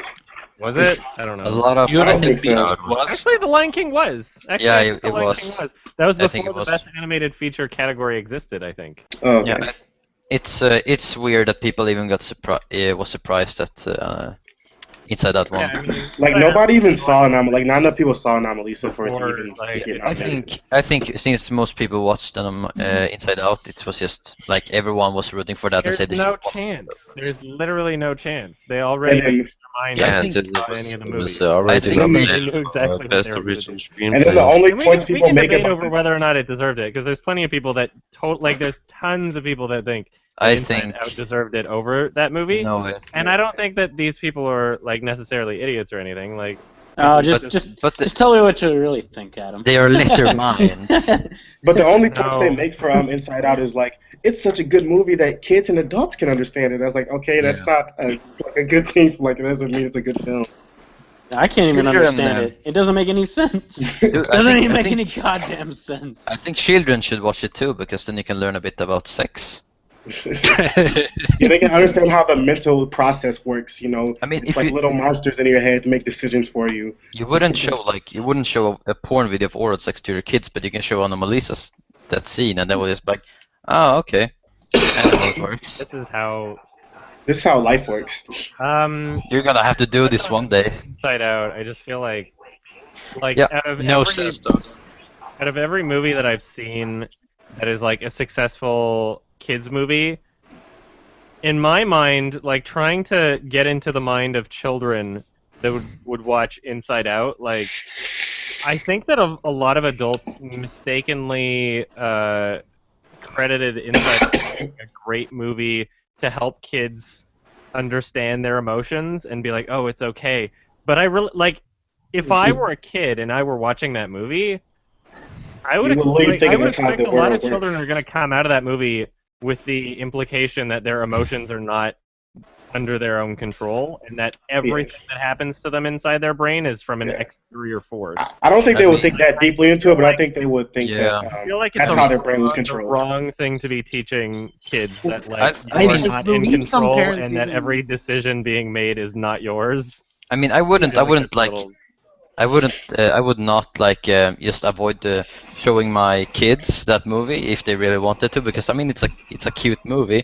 But oh if it yeah, was I would just have a conversation. I would be a parent. Yeah, Parents would say, okay, Like, this is not how your brain works. enjoy the film. but if I That's wanted what a them, lot of parents should do, is like watch whatever they want as long as you But- have a conversation with but them. I would like make them watch the Lego movie also, or movies like that, because they provoke Force thoughts. them. They educate people, like they can have their own Yeah, the opinions Lego on movie things. was more thought-provoking to me than Inside Out, honestly. Inside Out was really it was I don't not really that watch too many movies like that, like Lego Movie, Inside Out. I don't really. I love It was- the Lego movie. Lego Yeah. movie was Lego movie was great. Yeah, I the know. I Lego heard movie. it, I just don't. I don't really enjoy those Disney like animated Not in movies. Disney. Yeah, the Yeah, Lego you movie. can't- when I saw the trailer for the Lego movie, I thought it was gonna be shit, and it was one of the most pleasantly surprising movies. So I mean, if you're somebody that trusts my opinion on other movies, I would recommend the Lego movie. It is a very surprisingly great. It was very animated clever. movie. I found it to Yeah. be very clever. Yeah, people should show their kids that instead. The was Academy great Awards social- on social animation. Yeah, I heard people were like outraged It's about so some of the embarrassing things it was every bringing up. year.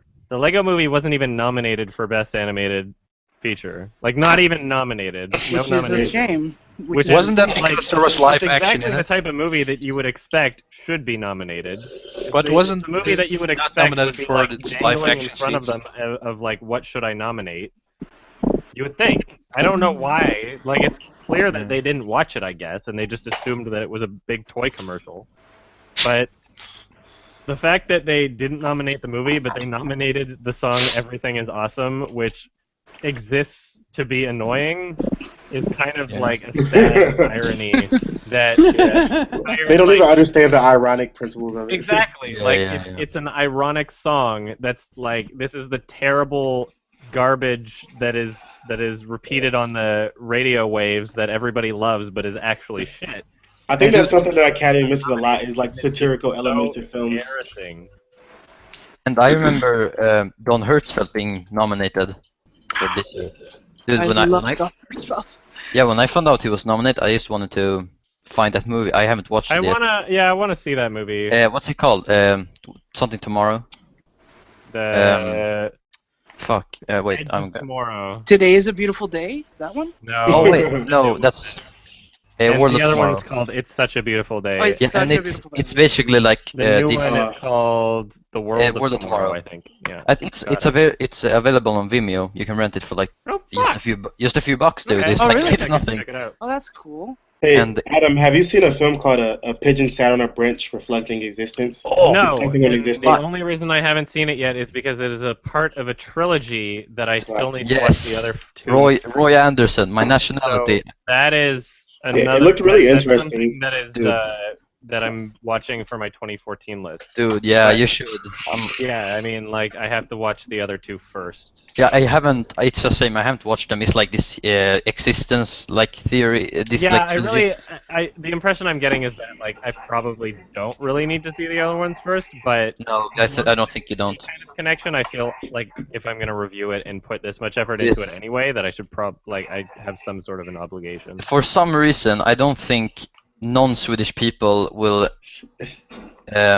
Enjoy the humor or something? No. It's like some points are very Swedish. Yeah. Well, I watched the trailer, and the trailer was really No, funny but to of me. course, you should absolutely watch it. Like, I bought the Blu-ray immediately when it was like available because I forgot to mention it, but I think that's like Roy Andersson is also one of those gems in Swedish cinema, like modern cinema, that still makes these thought-provoking good movies. Because En duva satt på en gren och reflekterar över tillvaron on Swedish. It's good. Watch it. I'll check it out. Did you saw Youth, Adam? Yes. Yeah, I think he did. Yeah, he just mentioned it. I showed off my Blu-ray copy earlier. Do it again. Oh, okay. Was that the one with Michael Caine, or was that 45 years? I love that movie. Oh! Ooh, boom. Was Youth the one with Michael Caine, or was that 45 Yes. years? Okay. Well, No. 45 years was a British. Well, I guess Yeah. Michael Caine's British too. All right, I want to see that one. I haven't seen it for 45 years. Yeah. They're both. It had like Rachel Weisz in it too. It's pretty good. I think Yeah, 45 they're years. both great in very different ways. Is 45 years at all like? Um, Can you even compare it to Amour at all? No. For some those reason, are very different. Those are Yeah. those have Oh, yeah. completely different goals. yeah. Like, yeah, they have old people. But Like no. that's like the only connection you could say. Is Yeah, that it's not an old couple, I but kind of those meant like if you would. wildly different. Yeah. All right. Yeah, Alright.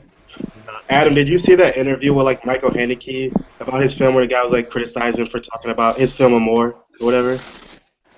Because like I don't remember if I've seen this or not, but Fuck. Aztog is asking Hanukkah. if I've seen this image in the subreddit, and my question is, I guess that image is to highlight the people rating things on IMDb before they've seen it, because that's what it seems like. It's so funny. People do that for like superhero movies all the time. But dude, it's got a 9.8. That's high. Big budget, fucking dumb. Yeah. I'm a big man in a cape movie. Well, have you? No. I'm just gonna say it before I forget. Have you seen? You saw It's Such a Beautiful Day, right? Yes. At some point. Parts of it. Right. I saw the first however much, and I love Don Hertzfeldt. I just Yeah, he's. like I felt like I think it's a little. the movie wasn't like that in particular out of all the things I've seen from him was a bit pretentious. Yeah, I think the presentation can be a bit pretentious, like with his narration. When he talks about the random. But I think this is like it's like 3 different shorts combined into this one thing. Yeah, I know. So it's a bit like excited to see his new one. yeah, me too. I think I'm gonna. It's only like 14 minutes. I think. Oh yeah. It was nominated for short. Well, Yeah, no, yeah. he was nominated before as well. For Rejected. That was great. Yeah, the it was interview I was talking but it was about from Meme back well, Michael Haneke was like, this guy asked him like, did he feel like a responsibility for making a more where it would hurt people that had to deal with family members having dementia and stuff like Oh that? yeah, that's such a stupid criticism. Yeah. Oh, did you feel bad about making a movie about the Holocaust? Well, yeah, Michael Haneke Might as even well. mentioned that about the Holocaust, about Schindler's Oh, List. did he? He thought that was disrespectful. Yeah, because I think he talked about the shower scene. Yeah, he said he didn't think it was cool, like, you know, dramatizing such a. He think he something was that was playing, very important. he was like just tugging the heartstrings of the audience just for cinematic effect. Just it was kind of like cheating. Just I don't know. I think Schindler's List is good, but the best Holocaust movie I've ever seen as of now is probably Son of Saul. I knew you were gonna say that. I agree. Pretty great. I love it. I watched it. It's a very fresh take. Yeah, I was surprised. Like I watched it at Stockholm Film Festival, and it was like I think it was like in November, and it wasn't even like sold out at like a week beforehand where I bought it, but like the Lobster and all this other were. I thought it was gonna be. I was way thinking more- about watching it, but like I sometimes do get daunted by that like 3 hour, 15-minute like long length of it. It was a little daunting to me. The only watch thing I Schindler's noticed. The only thing I noticed when I'm at these like festivals, I was at like this like short film festival like a week ago, and I'm always like, just everyone. I don't know how to explain it. It's like everyone's so surprised when they see younger people there. Just not me, because there's always like other people always that are younger, but it's like they kind of don't understand why younger people go. Like we wouldn't understand it either. Just look down Well, upon. yeah, I mean, like film festivals, regardless of the age, Yeah. attract a very like niche crowd. Yeah, there's not. I don't see too many people around like in my college or where I live that like are as into movies as I am. You know what I mean? Yeah, I But think I got a comment about how young I was when I was walking into Son of Saul. That was weird. That's funny. Somebody's asked this question a million times. What are the most depressing movies besides Requiem for a Dream and Oh, he started at the beginning of If the stream.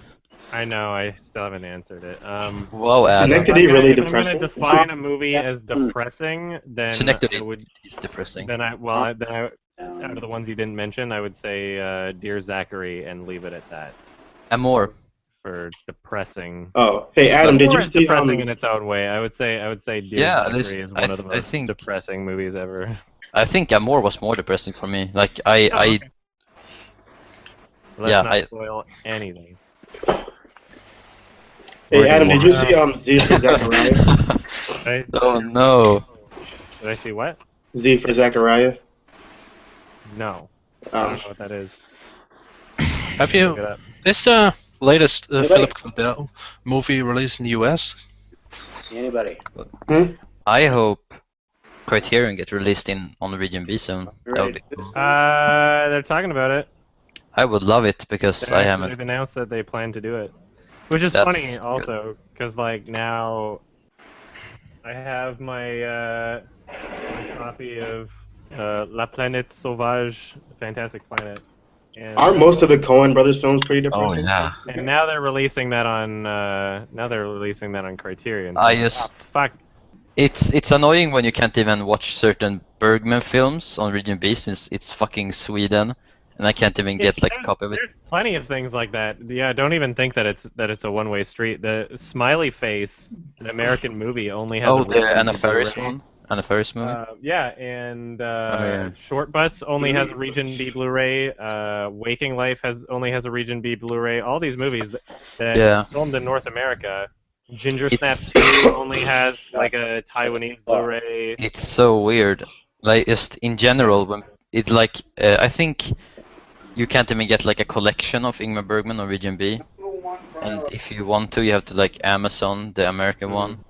I mean, it's pretty weird. Like I have got Seven Seal on Blu-ray because it's cost a lot. It's like $30 just to get it on VMB. I bought that on the Criterion sale. I have not seen it yet, but I'm Yeah, excited me to. neither. Everybody Not a piece there hasn't been a single bad thing said about that movie. Oh, A lot Nope. of people who I trust really love My it. favorite line. Jag är döden. 17. I have like 17 on my watch list. I haven't seen it. I don't think anyone understand. I What- didn't. So. Okay, it was basically I'm death. He says like it's like the most. Oh, okay. It's a really famous line. Yeah. Have I seen Danger 5? Yes. Yeah. So the Seven Seal is a pretty good movie then. Like I haven't seen it, so I don't know.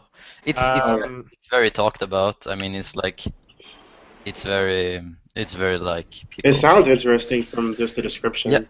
What I know, I mean, I don't even know too much about it. It's like these fuckers playing chess. Yeah. I gotta answer a question in chat because this is actually pretty important.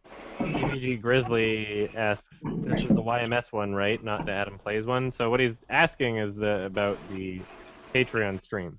And yes, this is the YMS Patreon stream and not the Adam Plays one. Every perk that exists on the Adam Plays Patreon, I'm leaving up to Mark. I'm not getting the money from the Patreon there. It is like I'm just considering it Mark's own thing. That it's the Patreon exists so that he can do it full time. I'm already doing my thing full time, and in the same sense that Mark tries to make it to these streams, he is here when he can be, but right now he's like sick downstairs.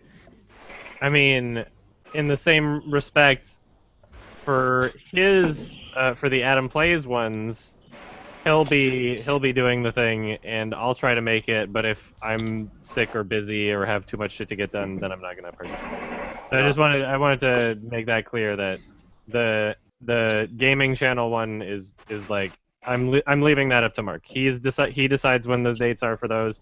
I not investing any more of my time in things that aren't actually working on my reviews because I'm already way behind. Is it okay if you like take some requests for perks, Adam Plays? Like stuff? what? Like, Well, I mean, again, I'm leaving it up to him, but yeah, but I've just like an idea if it's Sure. interesting at all. Like if you had like a perk that's you have like this where you play with people. We Like had a games? conversation about that, and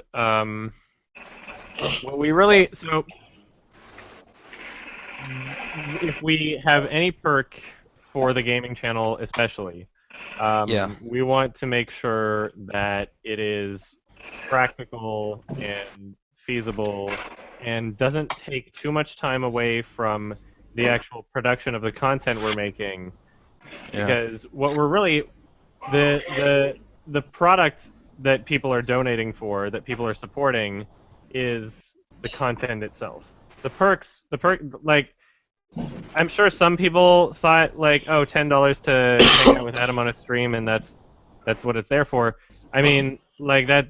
I guess some people think that way, but to me, the $10 is to keep the movie reviews going. Like that's the product that people are donating for, and this hangout is a perk towards that tier. So for something like oh, we play a game with you guys, the level of complication that would arise from that by us saying here's a dollar amount and here's what we're promising would be, we'd have to make sure that we have the same console. We'd have to make sure that there's a time frame where we can do it. We'd have to incorporate whether or not somebody would have a mic and they'd want to actually join and be heard. We'd have to hook things up and set it up in a way where we could adjust the volume of the game levels and the mic levels.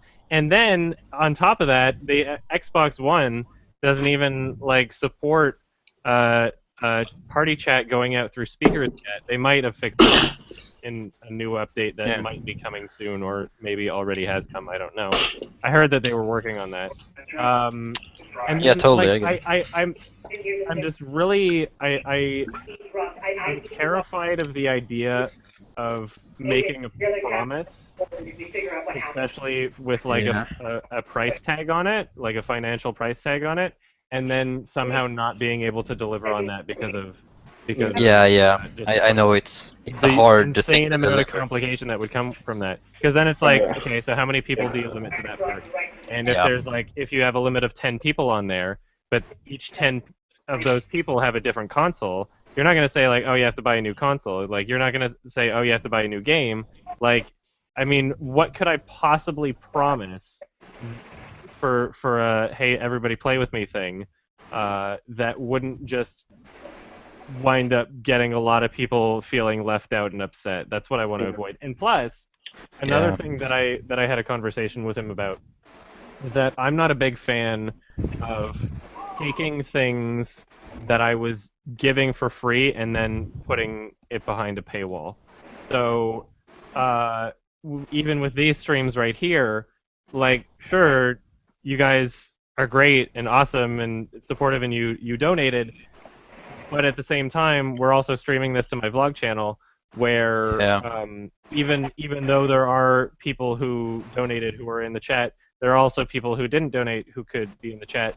I don't like the idea of not letting them enjoy it as well, Because I also understand that some people can't afford to give me $10 a month, right? And I don't. Totally, like I said earlier, it's not something that I want to impose as an expectation on people, and the way it is right now, there are certain games that if I go start playing Halo and I want to do some Halo online or some multiplayer game or whatever, I'll just be like, okay, whoever wants to join can join. Yeah, it's something that I'm already giving away for free. And then if I put that on behind a paywall, some people couldn't join in. Doing, then I'm just charging for something that I was already giving for free, and I just wouldn't feel comfortable doing that.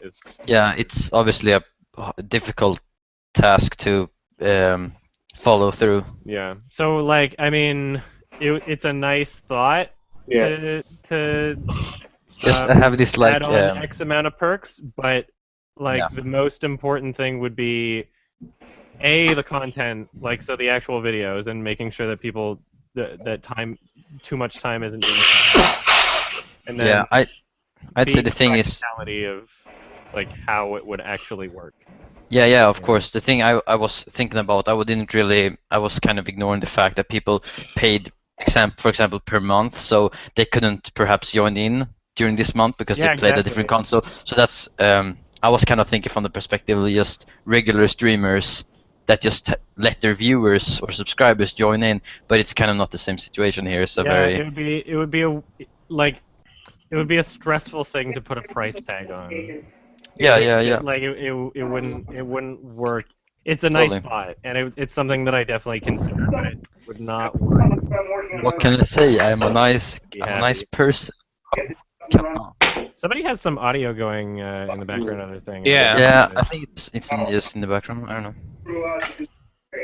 I hear like a TV. If everyone's quiet, we can hear it from the person. Daniel.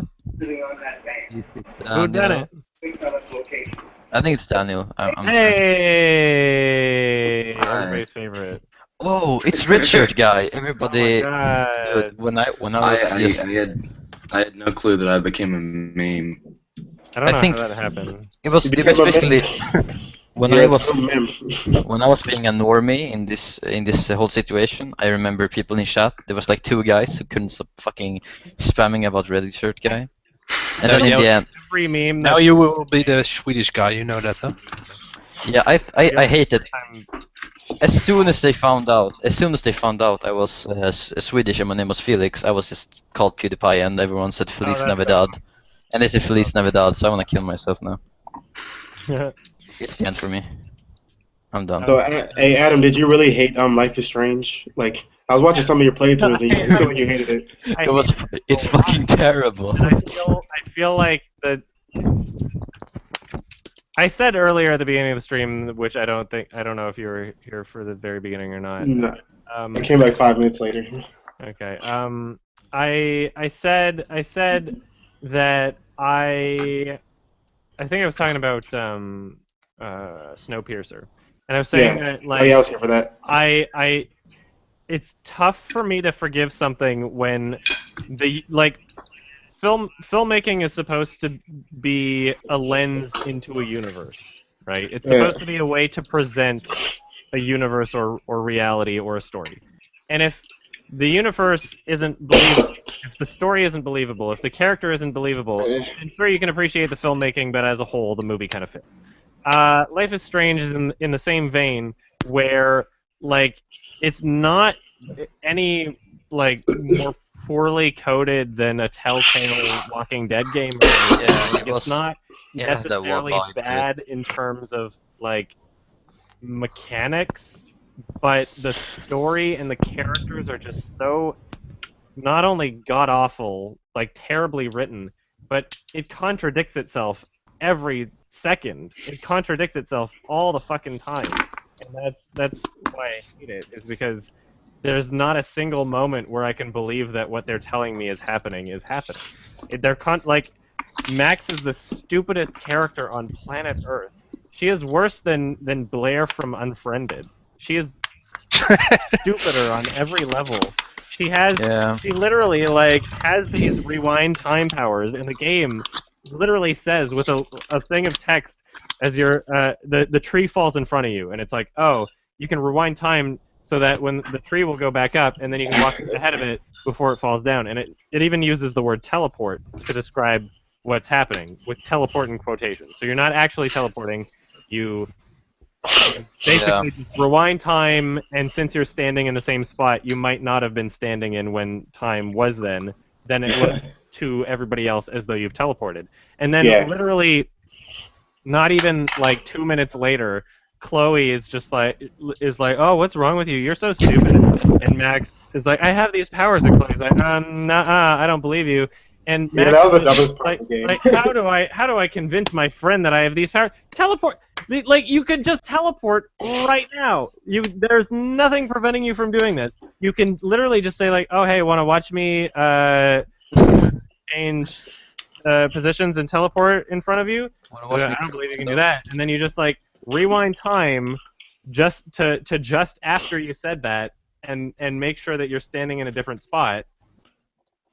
You literally just walk 2 feet forward and then start rewinding time to before. You have to prove it to her like 8 times that you could. And then you can even time it. You can even do it like a cinematic little show of performance and be like, oh, hey, I'm going to teleport right now. You could even do that if you wanted. Yeah. It was mostly for like the logical inconsistencies why you didn't really like it. It's not just that. The dialogue is just like, no young people talk like that. You hella She's a steampunk.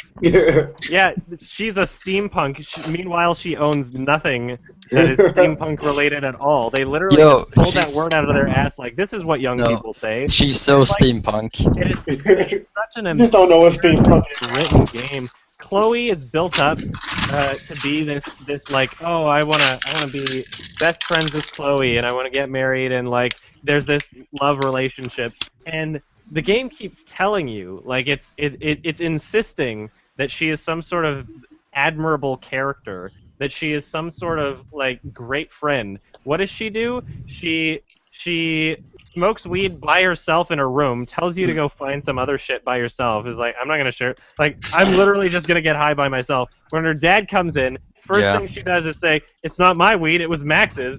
Immediately tries to blame you for it, gets pissed off at you anyway, and like, she is a total bitch the entire time. Then, immediately after, she's like, you're in the junkyard. She's like, oh, you gotta find these bottles for me. Oh, yeah. There's 5 bottles scattered throughout here. Clearly, I could have brought some from home. I really want to do target practice. I'm gonna make you run around this junkyard and find bottles for me. There has to be 5 of them. There has to be 5, or else I'm just gonna sit here and wait while you do this for an hour. And so she's already like a total fucking bitch. Like, she's one of the most unlikable characters ever. Meanwhile, the game is insisting that she's like a decent person. And I think. The gunshot scene was the worst scene, where you like had to shoot the guy. I thought that was the worst part. It contradicts itself all the time. I think they should have let you shoot the guy. They won't let you shoot it because it's like PG game that it sets up. The dialogue is probably one of the worst aspects about that game. It's so bad. Like The what are you dialogue was doing? pretty bad, It's a and the story acting too. game. You're saying that the game is about the story, and the story contradicts itself at every opportunity. Yeah. I don't think your mic is working, says Doug. No, I don't know. I've just been. It says you're on mute, so you can't talk if you're on mute. Yeah, you're mute now. Yeah, people have been muting each other, and I don't know why. I don't know how to fix it. Each other. Every once in a while, a notification will pop up saying Sam muted blank. Yeah, I didn't. Oh. I they tried can to mute each other. undemp People them, can but unmute I don't themselves know if how you to can do do that. I think Well, you have the option to unmute yourself. Yeah, I Yeah. tried, but it doesn't work. That's a good function to have. I saw Bad Lieutenant recently. Which one? The original one or the first one. They're not Okay. really related, but yeah. I think it was pretty great. I liked it. That song is stuck in my head now too. Sam, why do you keep muting people? Yeah, I tried to unmute him, but it doesn't work. It just Okay, mutes. you just muted Ivy Beth again. Yeah, I tried You to. should stop using this power. Yeah. Yeah, I think the last movie Great I watched power was comes great I responsibility. don't do it on purpose, but I mean, No worries. Adam. What was your thoughts on Most Violent Year? I just watched it like an hour ago. I thought it was decent. I think let me just make sure this is the movie that I think. It was the one with like Jessica Chastain and Oscar Isaac. Oscar Isaac. Whatever. Yeah. Oh, I mean, he's a really good actor, Oscar Isaac. yeah, I like him a lot. I think I watched like 45 minutes into it before just being like, this is good, but it's not gonna make my list, and then moved on to another movie because that's Okay. kind of. Oh, so you're watching Speaking- the list? Okay. Well, yeah, Speaking of, I'm in my cram movies mode. yeah, I guess since you're doing like the list, the movie watching, have you watched Girlhood yet, or are you planning to? That's Girlhood? something I'm planning on watching. Yes. Is Girlhood Yeah. just a response to Boyhood It or was- something? No, Like I don't. it's like No. it was made independently of Boyhood, but it's Yeah, just really like I don't know if maybe they just decided that would be the title to piggyback off I of think that, it's basically this coming of age but story. it's a French. Did they have like three of those Yeah. already with like Mustang and stuff? Was Oh, it yeah. Mustang like, coming of age? Mustang was playing at Stockholm Film Fest, but I didn't watch it. But now it got like nominated, I think, for the Oscar. Yeah, it was nominated for Oscar. I think these girl coming of age stories are just like. Yeah, I was thinking about watching that Diary of a Teenage Girl. I don't know, but I didn't know if I wanted Oh to watch yeah, it. that was also showing. I think these movies are like coming out more and people are appreciating more because it's like Feminism. no, but I have yeah. not seen Ida yet, but that's something that I'm. I watched it, but I was so tired, so I just turned it off, and I haven't seen it again. I remember. I'm excited for it. That it I- there's my Yeah. 2014 list is already like so. I have a short list, and I'm not going to reveal what's on it. Just to, Ooh. well, why would I even Time make to hack. like anyway? So I have a short Who list. said top kick? Currently 26 titles on the short list, Tangerine. and out of those 26 movies, I think 3 of them, maybe 4 of them, probably aren't going to make the final cut or are going to be on my guilty pleasures. For your 2014 list? So Yeah. so 2014 list, I've already got like 22 movies on it, like that I think are for sure going to be on it, and I haven't seen Ida, I haven't seen Phoenix, I haven't seen like there's so many things that I'm really looking forward to that based on what they are and the hype around them, that they have a very good chance of making it onto the list. And if that's the case, then I mean, I think this is going to be my longest list ever. Hopefully, like it's a very good year for like independent film. yeah, 2014 was a good year. The thing with Girlhood is like I think it was very it's a good coming of age story, but it's like a little overrated because it was like I don't know, it's this French like. Well, it probably came out around the right time. Gang, yeah, but it's good. There was one scene that stood out. I'm not gonna talk too much about it at all, but it's like this scene that stood out. It was like Rihanna, Diamonds, that song. Oh yeah, 2014. Did you see 99 Dude. Homes? That was a movie that came out in No. 2014. It was pretty good. I didn't. See if that's on my watch list. Dude, that scene was fucking. Let's see what it is. It's like it's like The Big Short, but like more about the housing market instead of like the money part. It's a lot more serious. It's a lot. Yeah. So that is Michael something that Shannon I was would really be good. that I would consider that 2015. Just looking at the release dates. It was in This is- it was in a few film festivals in 2014, and then still in Sundance in 2015. It Yeah. didn't even get a limited release until Yeah. 2015. So Well, This yeah, is- Michael Shannon was really good in it. I liked it. It was pretty good. I'm not. Have you guys seen Tangerine? It's not 2014, but have you seen it? Anyone? I didn't see it. Not yet, but I'm. Uh, well, wait, which one? Tangerine or Tangerines? The Tangerine, iPhone one? the one with the you know, iPhone.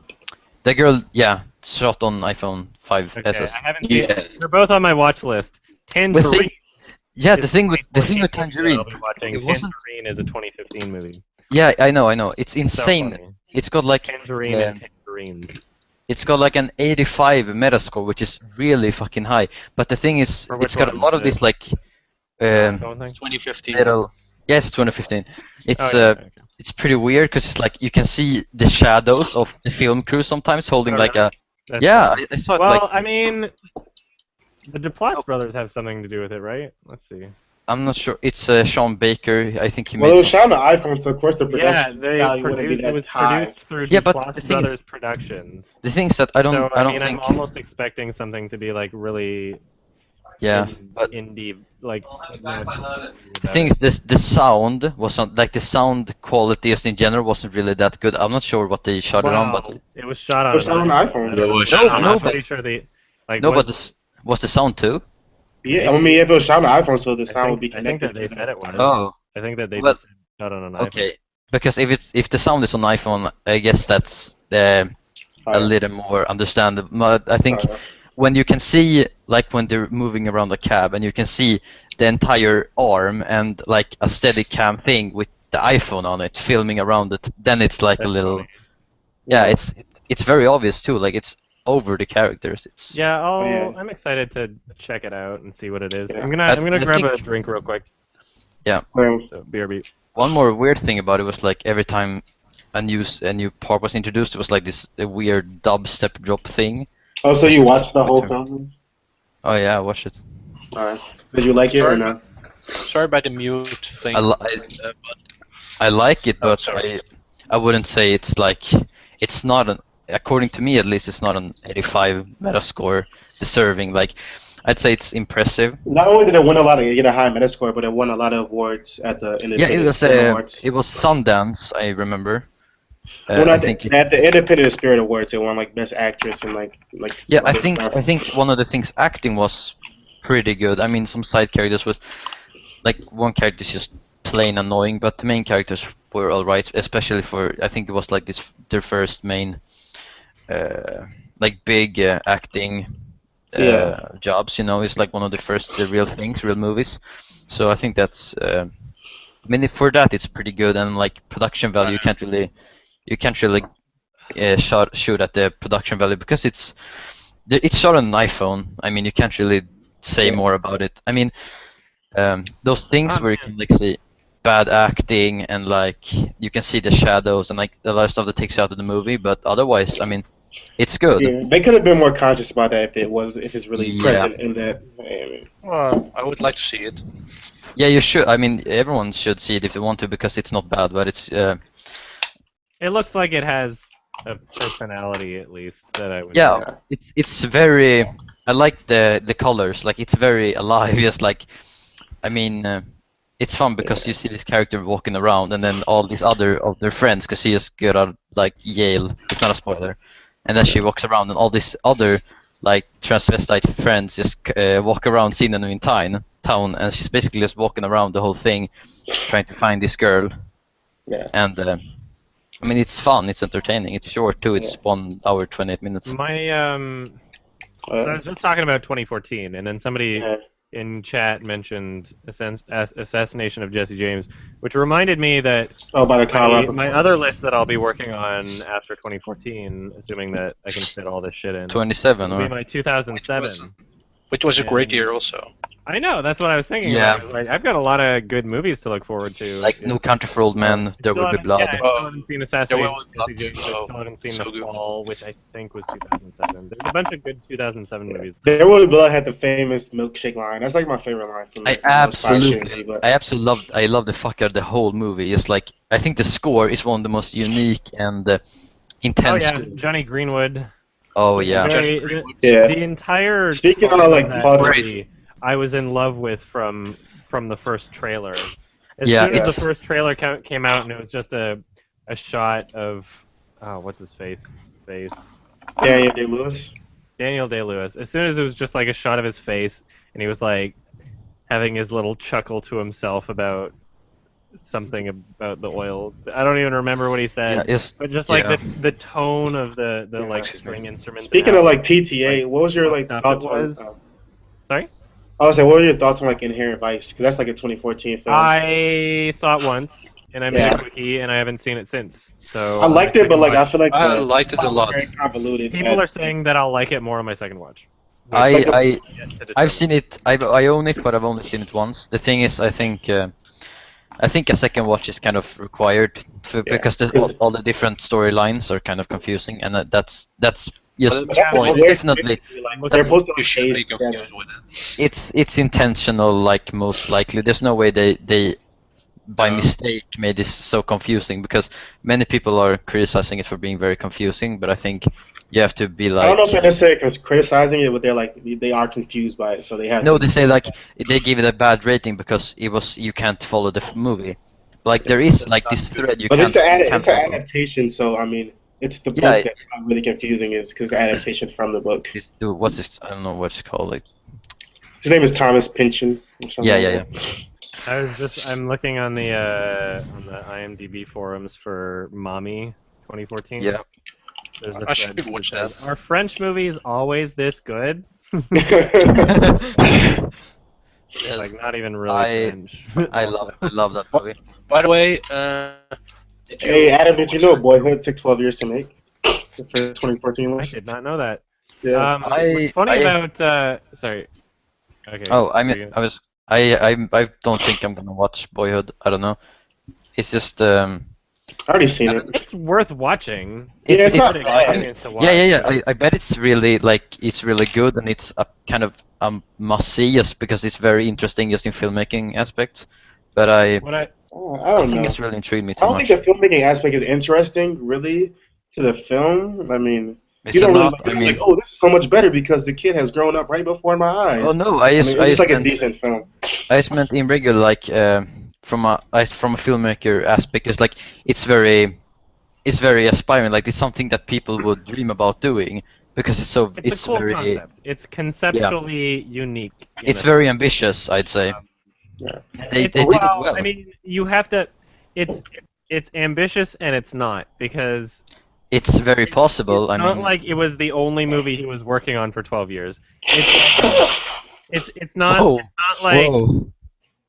I mean, he took like a 12 week years? out of every year to film 12 a years, couple boy. scenes, Yeah. and the only real challenge with the movie was making sure that an actor didn't die within that 12 Or years. his Really? actor didn't get shittier. Imagine if that would yeah, happen. I mean, the real gamble when making that movie was like whether or not the kid was just gonna not This be is- that good of an actor, if- which if it kind of his was. own daughter was in it. Well, the daughter was a terrible actor. Yeah, so they kinda, like, I cut mean, her out. there. Part of the problem I have with Boyhood, even though I liked it overall, is that people are treating it in the same way as Unfriended. People are treating it as though its unique filming style somehow was more of an achievement, as though there was But less Adam, it took room 12 for years. control. Yeah. When the way he filmed it, I mean, there's more room for control. You have if you don't even know what Yeah. the plot is, and so many of these scenes don't even need to exist. There's so many of these nonsense, unimportant scenes with terrible actors in them that could have just been easily cut out of the movie, and it would have been so much better. And I mean, It had good moments though. It got definitely to had like film it so casually. They got to film Yeah. the entire movie so casually that it's difficult to say that it was an incredible experience or an incredible achievement when, I mean, I think it was didn't- engaging it's- for the most part, though. Dude, just like It kept you like. it was more gimmicky than it was like that's what I think. an achievement, and I think yeah. Anyway, Well, I was about to say what's funny about Mommy and other for anybody that doesn't speak French, you might notice that the pronunciation of words in a French Canadian film are different than the pronunciation of words in a genuine French film from like France, and that's because the French Canadian accent of French is kind of like the equivalency of like the Fargo accent for English, where French people just hate how Don't you French know? Canadians sound, and they apparently had to put subtitles for, I think it was for Mommy at Cannes Film Festival when it was in France, because Is it's Mom- like it's just such a thick accent, the way that French Canadians pronounce French words, that like they hate it so much. Is Mommy's premise very similar to Sorry, we need to talk about Kevin. No. no. Have you seen?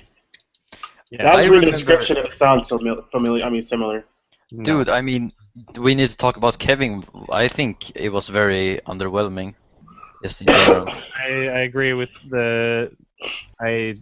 it got hyped up a lot more than I feel like it deserved. Yeah, I was kind of excited when I watched it. It was just really like, and I guess I'll try. Somebody asked me earlier about what was that one that won the Academy Award very recently? Spotlight. I remember. Somebody asked me about Spotlight, and I feel the same way about Spotlight as I do with We Need to Talk About Kevin, in the sense that I feel like people ramped it up because of its subject Yes. matter, not necessarily the filmmaking itself. And when I judge a movie, I want to judge it as filmmaking, you know, when Yeah. the subject matter can be handed to you. The subject matter exists independently of the movie, you know. It doesn't Yeah, it shouldn't be a reason for you to rate something higher. And I don't know if people are aware when they do that, but I feel like especially with Spotlight, people are like, "Oh, it's such an important movie that got made." When I would rather they have given that award or given praise to The Revenant. movies that actually achieved something. Well, speaking of Spotlight, Yeah. I mean, the ensemble was really great. I mean, everybody in there was really great. Michael Keegan and Ruffalo. The Yeah, the acting acting was was the good. best part of the movie. The Yeah. filmmaking was all right. it was. And the soundtrack was abysmal. The soundtrack was god awful. You could have made it in like GarageBand. It The was like, only- Probably did. it was like Yeah. some really shitty music student soundtrack. I hated the soundtrack so much. The only memorable like scene for me was when they had like Silent Night or whatever. Yeah, that was a Alright. good scene. That was a I good think- scene. Like, yeah. that was probably the most memorable scene of the entire movie. Absolutely, My I think favorite scene was the Mark Yeah, Ruffalo speech scene. the I acting thought was the really best. good. it had no like it wasn't a very like stylistic film. I wouldn't Well, remember it wasn't who the supposed to be director was. stylistic. It's like You it's know very, what else? Yeah, is yeah, very of course. step backish. But I think you need to like he didn't have his own voice in it. Like I could not tell. It was very just And flat, not good, like no special. Yeah. I would also encourage you guys to watch the director's previous films, because I didn't like those either. The Cobbler.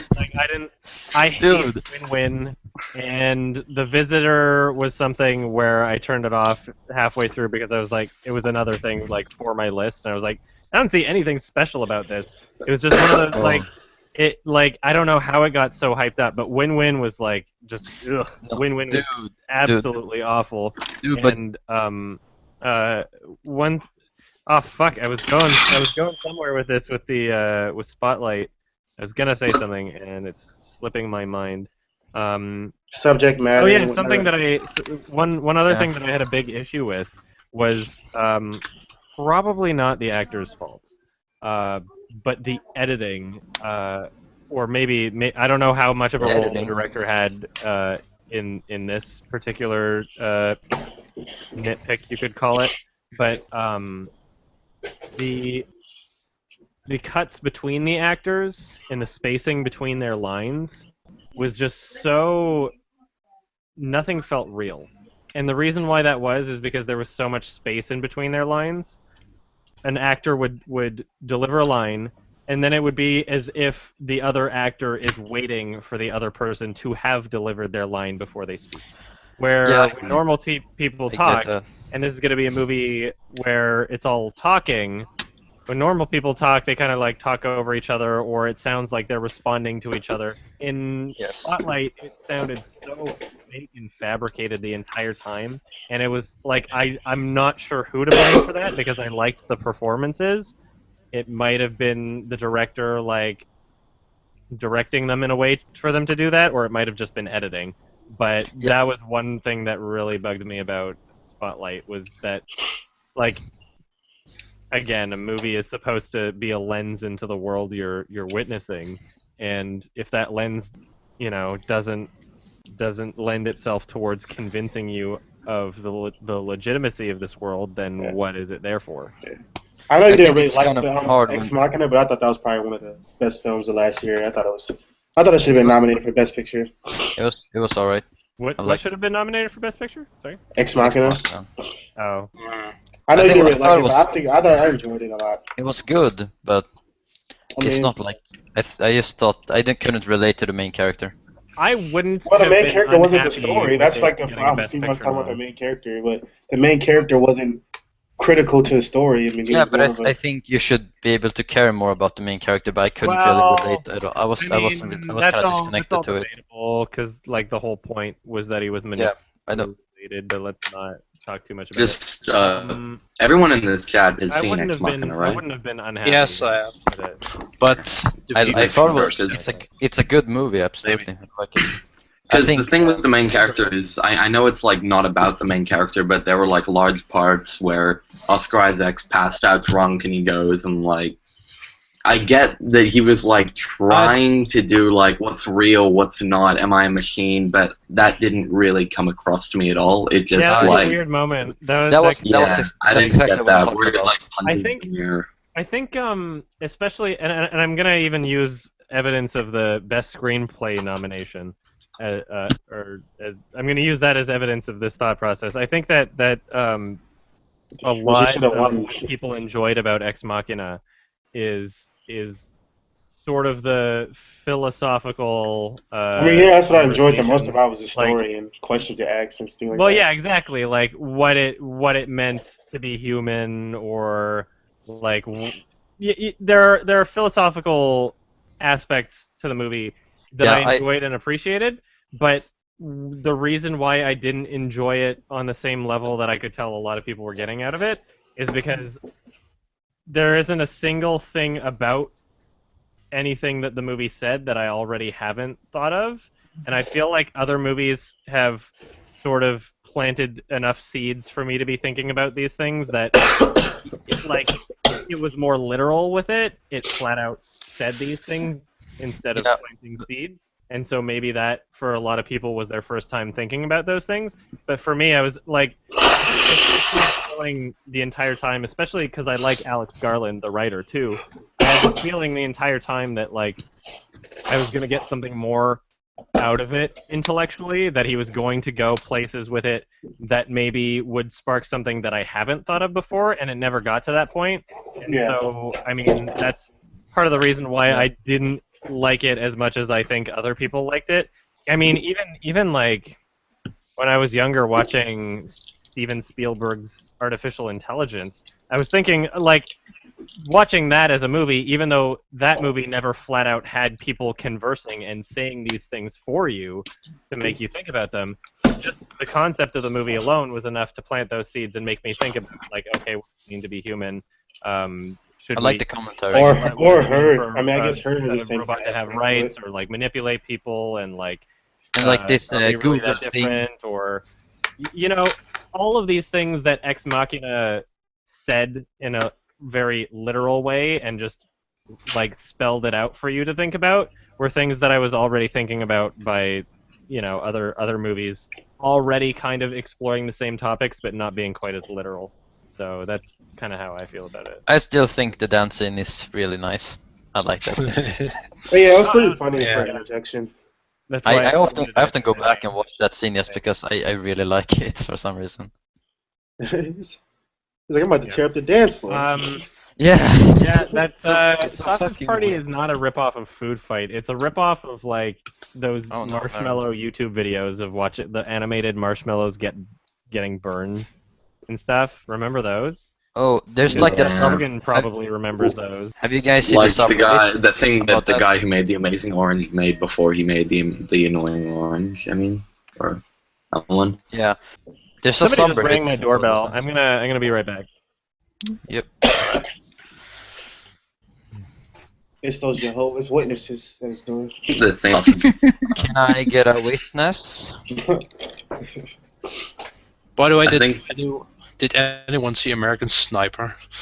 Yeah. Oh, I God, think yeah. so. Sniper? No. It was It so was. Dude, It American wasn't- Sniper is the best movie ever, man. really sucked. It was nominated for the best film and best director. You Fucking can't. Really? You can't be surprised. I mean, it's. You guys aren't American. It's That's why you Eastwood. It's Eastwood. I mean, it's. Well, I'm not it's gotta be American. respected. Yeah, you gotta be American to like that. You gotta be American. You gotta be Yeah, really you gotta be American. patriotic as fuck. It was really shit. It was so bad. I You guys live in don't Australia, deadlift. but the last time I visited America, I was going to see like Inherent Vice in the theater, and I checked, and there were like 3 people in the theater, and there was a line going outside the theater and around the block for American Sniper. Oh God. Have you never Yeah. seen, like, you don't deadlift monster tire trucks in like the parking lot structure? But that whole movie was it was really annoying. You're just not American. That's Hey. all. I miss. Fuck him. I remember when we were talking about 2007 movies. I just remember that Diving Bell and the Butterfly is 2007. Yes. That's a fucking amazing film, dude. I love that shit. When did Scott Pilgrim It's come great. out? You've seen that? Have you- Scott Pilgrim, did you say? 2010? Yeah. 2010. Okay. That's a good movie too. American Sniper was. I tried. I don't I tried remember when and I Pan's was- Labyrinth came out. Oh yeah, It's- Gone Baby it Gone. was so- came out. And then I skipped to the fake baby scene and then. Yeah, laughed that was By the funny. By the Oh, way, yeah, I watched. Spider-Man. Oh. Spider-Man 3 is the best movie of 2007. For sure. Oh yeah, guilty What? pleasure. Best movie of 2006 is Allegiant. Yeah. Obviously. Just a heads up. It is 4:05 p.m., meaning that we have gone for about 3 hours. So I'm gonna probably wrap this up in about 10 minutes. Yeah, if anybody has okay. any like questions that they want to ask before ending it. Otherwise, we can just carry on as usual. But just letting you guys know. Yeah. Yeah. Will Eastern Promises be on your 2007 list? That's Oh, right. I like I that don't movie. know. Could be. I don't know. I don't think I've seen Okay. Eastern Promises. Oh, I saw that's History of Violence, but I never saw Eastern Promises. it's Oh, the yes. opposite for me. I haven't seen a History of Violence, but I've seen Eastern Promises. It's good. Yeah. I like. Eastern Promises is better. Yes. You guys I have. thought like the first part of History of Violence, like up to the part where the guy finds him in the coffee shop, was actually like pretty cringeworthy. Yes. If you understand what I mean, like the child acting and like I don't know, just meeting at first, like going on a date with his wife, and the child just going, Daddy, I had a nightmare at the beginning. It was bad. That sounds like the kid from Babadook. Like, I hated that kid so much. Like, I want to The kill most the annoying kid. kid ever. The Babadook. Mommy! Mom. Mom. I think they should have called it the Marmaduke. That would be funnier. Was this all about Marmaduke? Yeah, crossover. Yeah. The monster was Marmaduke all the time. I think that would have been scarier. Yeah, because Marmaduke is a scary movie. More jump scares. It's much My scarier. thoughts on The Witch, I thought that it was good and not the masterpiece that some people are saying it was, but still very good and very impressive for a low-budget film. I I wish wanna watch that it. it went, Another I notch. wish that it And went it's come different out here. places in the third act. I actually think that the entire third act really fell apart in a way. Oh. Yeah, no, Like there's a no lot of spoilers. movies do in the third act for some Is that how you felt about 10 Cloverfield Lane? Yes. Yeah. I read the original ending for it, and I don't know if it would have been like so much better, but Let's not it spoil it. felt like the movie was Yeah, building towards that ending more than like the ending we got, which makes sense because they shot I would most like of the to movie. reveal. I would like to read up on the original ending because I have that link open that somebody sent. So The ending Yeah, felt the original. I think I guess. Yeah, okay. Cloverfield Lane hasn't been released in Sweden yet, so not The Witch either. Adam? John Goodman it's was very upsetting that they would change the ending like that. Sorry, what's up? I wanted to ask just one question. Have you ever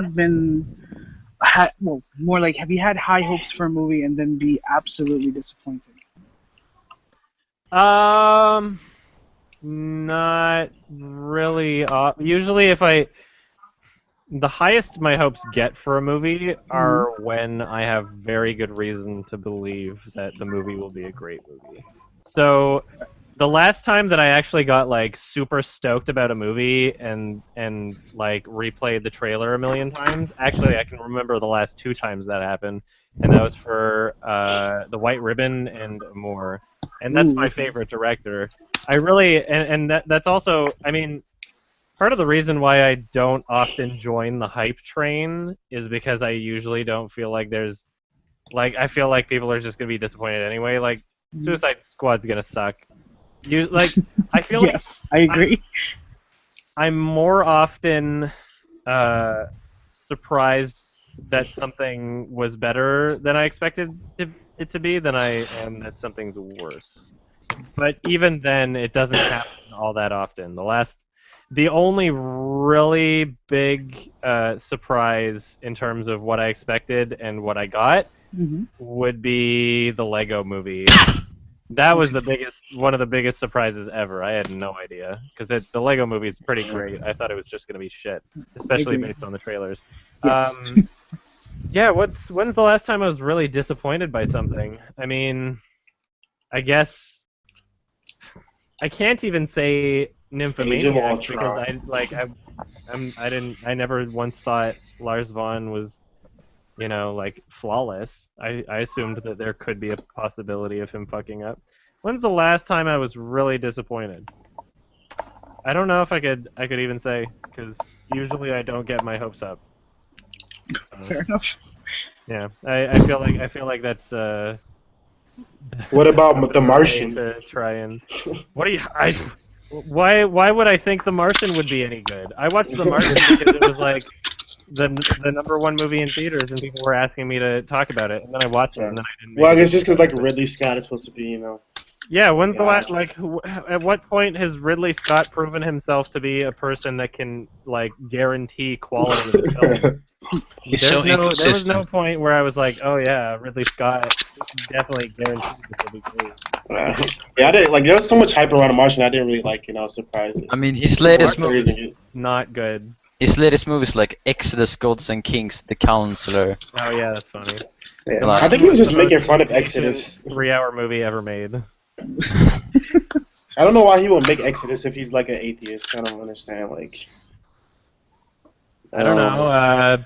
Fucking money. Might wanna explore.